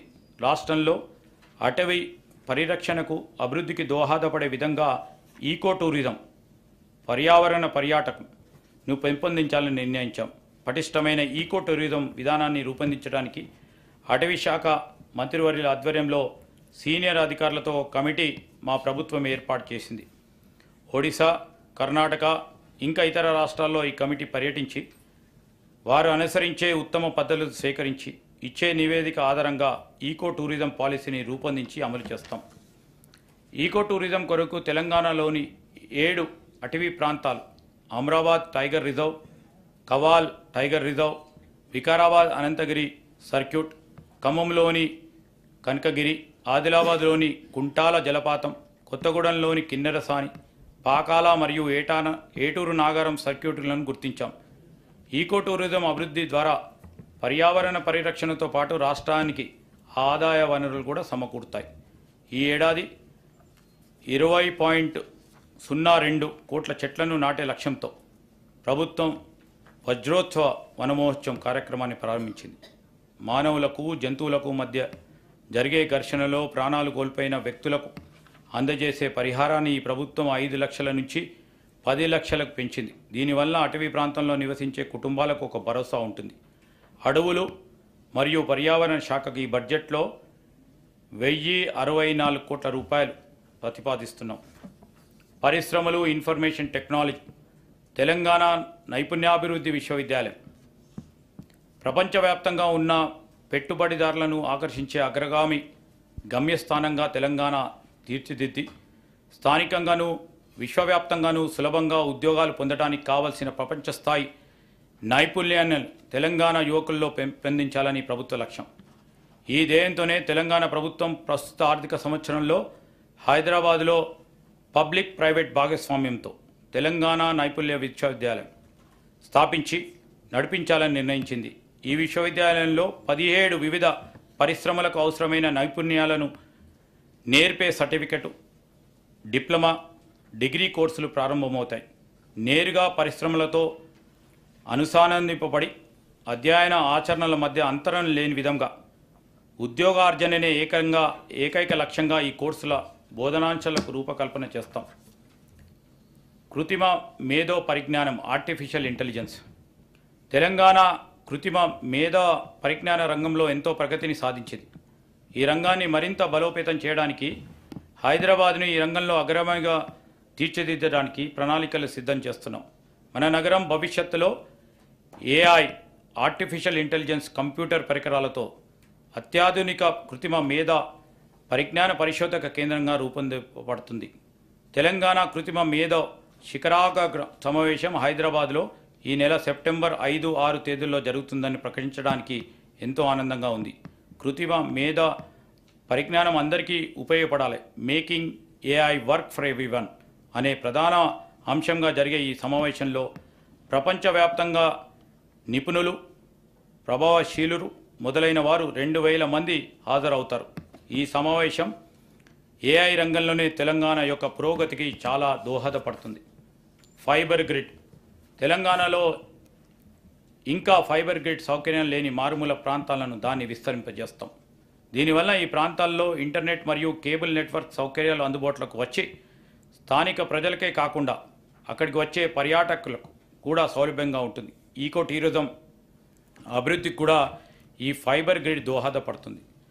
నిజాం షుగర్ లిమిటెడ్ అభివృద్ధి. ఒకప్పుడు తెలంగాణకు గర్వకారణంగా ఉన్న నిజాం షుగర్ లిమిటెడ్ పలు రకాల ఒడిదుడుకులకు కారణంగా మూతపడింది. దీన్ని ఇప్పటివరకు కూడా ఎవరు పట్టించుకోలేదు. దాన్ని పునరుద్ధరించడానికి ఏమాత్రం ఆసక్తి చూపట్లేదు. కానీ మా ప్రభుత్వం వచ్చిన వెంటనే మేమిచ్చిన మాట ప్రకారం నిజాం షుగర్ లిమిటెడ్ పునరుద్ధరణకు జనవరి 2024లో ఒక కమిటీని నియమించాం. త్వరలోనే తెలంగాణ ప్రజల చిరకాల స్వప్నమైన నిజాం షుగర్ లిమిటెడ్ను తిరిగి ప్రారంభిస్తాం. చేనేత రంగం. మన చేనేతనన్నలకు నేసే ఒక్కొక్క వస్త్రం ఒక కళాఖండం. గతంలో ఎంతో ప్రభావం కలిగిన ఈ రంగం తక్కువ ధరలతో తక్కువ సమయంలో ఎక్కువ వస్త్రాలు తయారు చేసే పవర్లూమ్ ఫ్యాక్టరీలతో పోటీ పడలేక దిగాలు పడింది. ఈ రంగానికి చేయూతనిచ్చి ఆదుకోకపోతే మన చేనేత కళలు శాశ్వతంగా అంతరించిపోయే ప్రమాదం ఉంది. మా ప్రభుత్వం అందుకే చేనేత రంగం పునర్జీవనానికి చర్యలు చేపట్టింది. ప్రభుత్వం శాఖలకి, ఇతర ప్రభుత్వ సంస్థలకి అవసరమైన వివిధ వస్త్రాలకు అనగా విద్యార్థులకు ఇచ్చే స్కూల్ యూనిఫాములు, ఆసుపత్రిలో ఉపయోగపడే బెడ్షీట్లు లాంటివి తెలంగాణ చేనేత సహకార సంస్థ ద్వారానే మన స్థానిక నేతన్నల నుండే సేకరించాలని నిర్ణయించాం. గత 7 సంవత్సరాలుగా తెలంగాణలో Indian institute of handloom technology ఏర్పాటు విషయంలో పెండింగ్లో ఉంది. మా ప్రభుత్వ ప్రయత్నం వల్ల ఇటీవలనే ఈ ఇన్స్టిట్యూట్ ఏర్పాటుకి కేంద్ర ప్రభుత్వం అంగీకరించిందని తెలియజేయడానికి ఎంతో సంతోషిస్తున్నాం. అంతేకాకుండా మన రాష్ట్రంలో ఒక centre of excellence for technical textiles ఏర్పాటుకు కూడా కేంద్ర ప్రభుత్వంతో సంప్రదింపులు జరుపుతున్నాం. ఈ ప్రతిష్టాత్మక సంస్థల ఏర్పాటు మన రాష్ట్ర చేనేత రంగ అభివృద్ధికి ఎంతో గాను తోడ్పడుతుంది. పరిశ్రమల శాఖకి ఈ బడ్జెట్లో 2,762 కోట్ల రూపాయలు ప్రతిపాదిస్తున్నాం. ఇన్ఫర్మేషన్ టెక్నాలజీ శాఖకి ఈ బడ్జెట్లో 774 కోట్ల రూపాయలు ప్రతిపాదిస్తున్నాం. నీటి పారుదల రంగం రాష్ట్రంలో ఈనాటి వరకు 34 భారీ 39 మధ్యతర మొత్తం 73 నీటి పారుదల ప్రాజెక్టులను చేపట్టడం జరిగింది. వాటిలో 42 ప్రాజెక్టులను 10 భారీ మరియు 32 మధ్యతర పూర్తి చేయడం జరిగింది. ప్రస్తుతం 24 భారీ మరియు 7 మధ్యతర మొత్తం 31 ప్రాజెక్టులు నిర్మాణంలో ఉన్నాయి.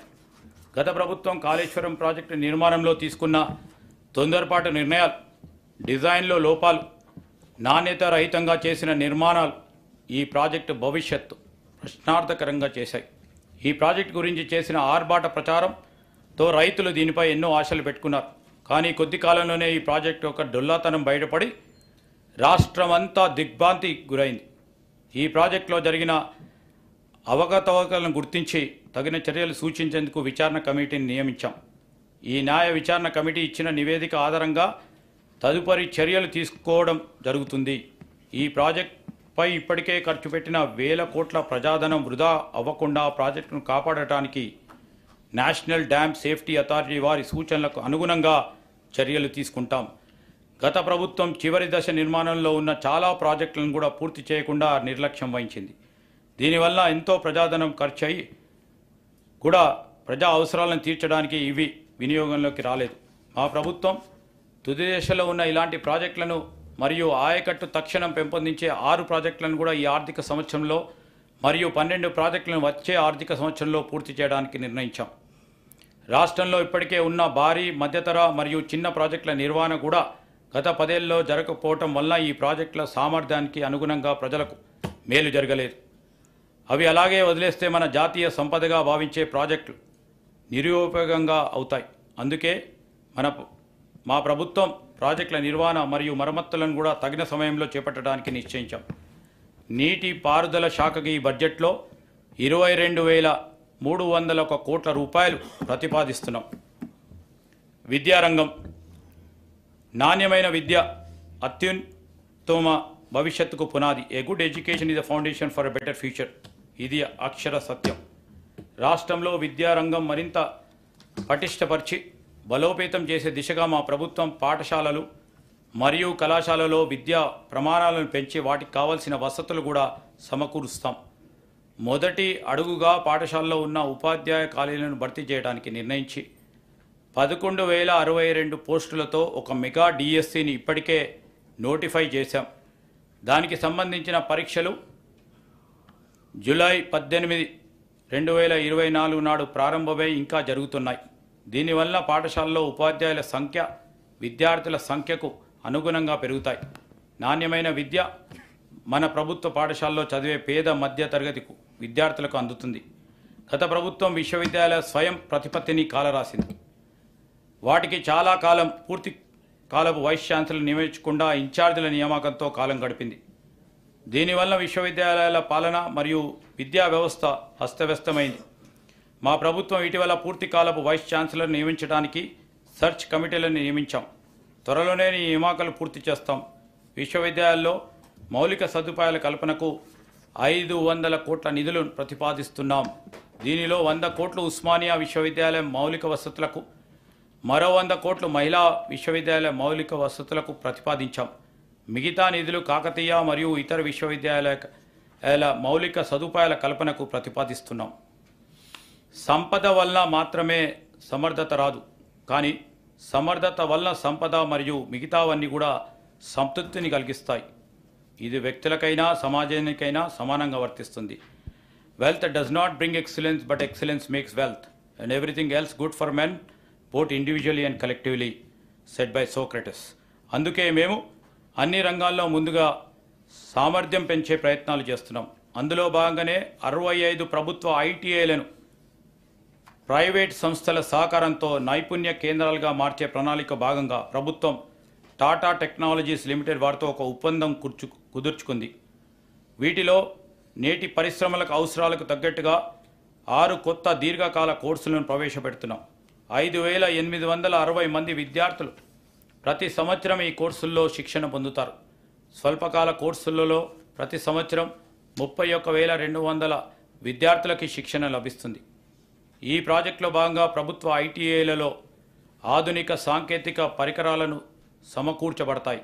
వీటిపై శిక్షణ ఇవ్వడానికి అవసరమైన నిపుణులను టాటా టెక్నాలజీస్ లిమిటెడ్ ద్వారా ఏర్పాటు చేశాం. ఈ నైపుణ్య కేంద్రాలు మన విద్యార్థులకు ఉద్యోగార్థులకి ఎంతో ఉపయోగకరంగా ఉంటాయి. వీటిలో శిక్షణ పొందిన వారికి ఉపాధి కల్పనతో కూడా టాటా టెక్నాలజీస్ లిమిటెడ్ సహకరిస్తుంది. ఈ ప్రాజెక్టును మల్లెపల్లి ఐటీఐ నుండి గౌరవ ముఖ్యమంత్రి గారు జూన్ నెలలో ప్రారంభించారు. పబ్లిక్ ప్రైవేట్ భాగస్వామ్యంతో జరుగుతున్న ఈ ప్రాజెక్ట్ అయ్యే మొత్తం ఖర్చు 2,324 కోట్ల రూపాయలు. దీనిలో ప్రభుత్వం చెల్లించాల్సిన మొత్తం 300.95 కోట్ల రూపాయలు. మిగిలిన మొత్తాన్ని టాటా సంస్థల వారు వారి సిఎస్ఆర్ కార్యక్రమం నిధుల నుంచి సమకూరుస్తారు. ఈ బడ్జెట్లో ఈ ప్రాజెక్టుకి 300 కోట్ల రూపాయలు ప్రతిపాదిస్తూ ఉన్నాం. విద్యారంగానికి ఈ బడ్జెట్లో 21,292 కోట్ల రూపాయలు ప్రతిపాదిస్తూ ఉన్నాం. శాంతి భద్రతల పరిరక్షణ ప్రజల ప్రశాంతతకు మరియు రాష్ట్రాభివృద్ధికి అత్యవసరమైన అంశం. అభద్రతా భావంతో వాతావరణంలో పెట్టుబడి పెట్టడానికి అంతర్జాతీయ సంస్థలు ఆసక్తి చూపించవు. టెక్నాలజీ అభివృద్ధితో నేర ప్రవృత్తి పలు రూపాలు దాల్చింది. సాధారణ నేరాలు అరికట్టడంతో పాటు వైట్ కాలర్ క్రైమ్స్, సైబర్ నేరాలు అరికట్టడం పోలీస్ వ్యవస్థకు పెద్ద సవాలుగా మారింది. నేరస్తులను ధీటుగా ఎదుర్కొని నేర నివారణకు పోలీస్ వ్యవస్థను బలోపేతం చేయడానికి సైబర్ సెక్యూరిటీ విభాగానికి అవసరమైన వాహనాలను ఇప్పటికే ప్రభుత్వం అందజేసింది. నేరాలను ఛేదించేందుకు ఆధునిక నేర పరిశోధనలో పోలీసులకు శిక్షణ ఇస్తున్నాం. సైబర్ క్రైమ్ ఫిర్యాదులను నమోదు చేయడానికి ఇంతకుముందు ప్రజలకు కేవలం 4 సైబర్ క్రైమ్ పోలీస్ స్టేషన్లు మాత్రమే సదుపాయం ఉండేది. కానీ మా ప్రభుత్వం ఈ ఫిర్యాదులన్నీ రాష్ట్రంలోని అన్ని పోలీస్ స్టేషన్లలో నమోదు చేసుకునేలా అవకాశం కల్పించాం. ఆన్లైన్లో సైబర్ క్రైమ్ ఫిర్యాదులు నమోదు చేసుకోవడానికి వెబ్సైట్ మరియు టోల్ ఫ్రీ నెంబర్కు విస్తృతంగా ప్రచారాన్ని కల్పిస్తున్నాం. CrPC, IPC, Indian evidence act స్థానంలో కేంద్ర ప్రభుత్వం ప్రవేశపెట్టిన కొత్త చట్టాలపై సరైన అవగాహన కొరకు సమర్థవంతంగా విధి నిర్వహణ కొరకు పోలీస్ సిబ్బందికి శిక్షణా తరగతులు నిర్వహించాం. మాదక ద్రవ్యాలపై ఉక్కుపాదం. మాదక ద్రవ్యాల వినియోగం చాలా ప్రమాదకరం. యువత దీని బారిన పడినప్పుడు దేశ భవిష్యత్తుకే ప్రశ్నార్థకరం అవుతుంది. మా ప్రభుత్వం ఈ సమస్యను గ్రహించి అధికారంలోకి వచ్చినప్పటి నుంచి మాదక ద్రవ్యాల నియంత్రణకు ఒక జీరో టాలరెన్స్ పద్ధతిని అనుసరిస్తుంది. మాదక ద్రవ్యాల రవాణా, పంపిణీ, వినియోగాలపై ఉక్కుపాదం మోపే రాష్ట్ర ప్రజలు, అందులో ముఖ్యంగా విద్యార్థులు ఈ మహమ్మారి నుండి కాపాడటానికి వివిధ చర్యలను మా ప్రభుత్వం తీసుకుంటుంది. మాదక ద్రవ్యాల రవాణా మరియు వినియోగం చేస్తూ పట్టుబడిన వారు ఎంతటి గొప్పవారైనా, పలుకుబడి ఉన్నవారైనా ఉపేక్షించవద్దని అధికారులకు స్పష్టమైన ఆదేశాలు ఇచ్చాం. తెలంగాణ మాదక ద్రవ్య నిరోధక సంస్థ టీజీ న్యాబ్ని బలోపేతం చేసి ఆ బ్యూరోను తగిన సౌకర్యాలు కల్పించాం. ఇటీవలనే ఈ బ్యూరోకు అంతర్జాతీయ మారక ద్రవ్యాల మూటా కార్యక్రమాల గుట్టును రట్టు చేసింది. అన్ని పోలీస్ స్టేషన్ల పరిధిలోని విద్యా సంస్థలను స్థానిక పోలీసులు పరిశీలించేటట్లు, మాదక ద్రవ్యాల నిర్మూలనపై విద్యార్థులకు అవగాహన కల్పించేటట్లు కార్యాచరణ చేపట్టాం. విద్యా సంస్థలో మాదక ద్రవ్యాల కట్టడికి యాంటీ డ్రగ్ కమిటీస్ని ఏర్పాటు చేసి 4,137 విద్యార్థులను యాంటీ డ్రగ్ సోల్జర్స్గా నియమించాం. మాదక ద్రవ్యాల వల్ల జరిగే హాని పట్ల ప్రజల్లో అవగాహన కలిగించడానికి సినీ రంగ ప్రముఖుల సహకారాన్ని తీసుకుంటున్నాం. మాదక ద్రవ్యాల సంబంధించిన కేసుల పరిష్కారానికి ప్రత్యేక కార్యాచరణ రూపొందిస్తున్నాం. దీనివల్ల నిందితులకు త్వరితగతిన శిక్షలు పడి మాదక ద్రవ్య సంబంధిత కార్యక్రమాలకు పాల్పడే వారికి జంకు కలుగుతుంది. తెలంగాణలోని విద్యార్థుల తల్లిదండ్రులకు తమ పిల్లలు డ్రగ్స్ నుండి దూరంగా సురక్షితంగా ఉన్నారనే భరోసా కల్పించడానికే మా ప్రభుత్వ ధ్యేయం. మా ప్రభుత్వం తెలంగాణ రాష్ట్రాన్ని మాదక ద్రవ్య రహిత రాష్ట్రంగా, డ్రగ్స్ ఫ్రీ స్టేట్ చేస్తామని వాగ్దానం చేస్తుంది. హోంశాఖకి ఈ బడ్జెట్లో 9,564 కోట్ల రూపాయలు ప్రతిపాదిస్తున్నాం. రోడ్లు మరియు భవనాలు. ఆధునిక ప్రపంచంలో రహదారులే ఆర్థిక వృద్ధికి జీవనాడులు. అందుకే తెలంగాణలో సమగ్ర రహదారుల పాలసీ తయారు చేస్తున్నాం.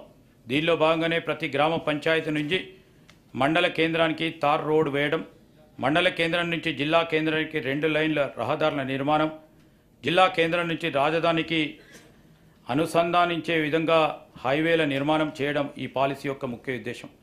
గత దశాబ్ద కాలంగా అపరిష్కృతంగా ఉన్న కంటోన్మెంట్లోని రోడ్డు విస్తరణకు మరియు ఎలివేటెడ్ కారిడార్ల నిర్మాణానికి మా ప్రభుత్వం ప్రాధాన్యతనిచ్చి రక్షణ శాఖ వారితో సంప్రదించి దానికి కావాల్సిన భూమి బదిలీకి వారి ఆమోదాన్ని కూడా పొందడం జరిగింది.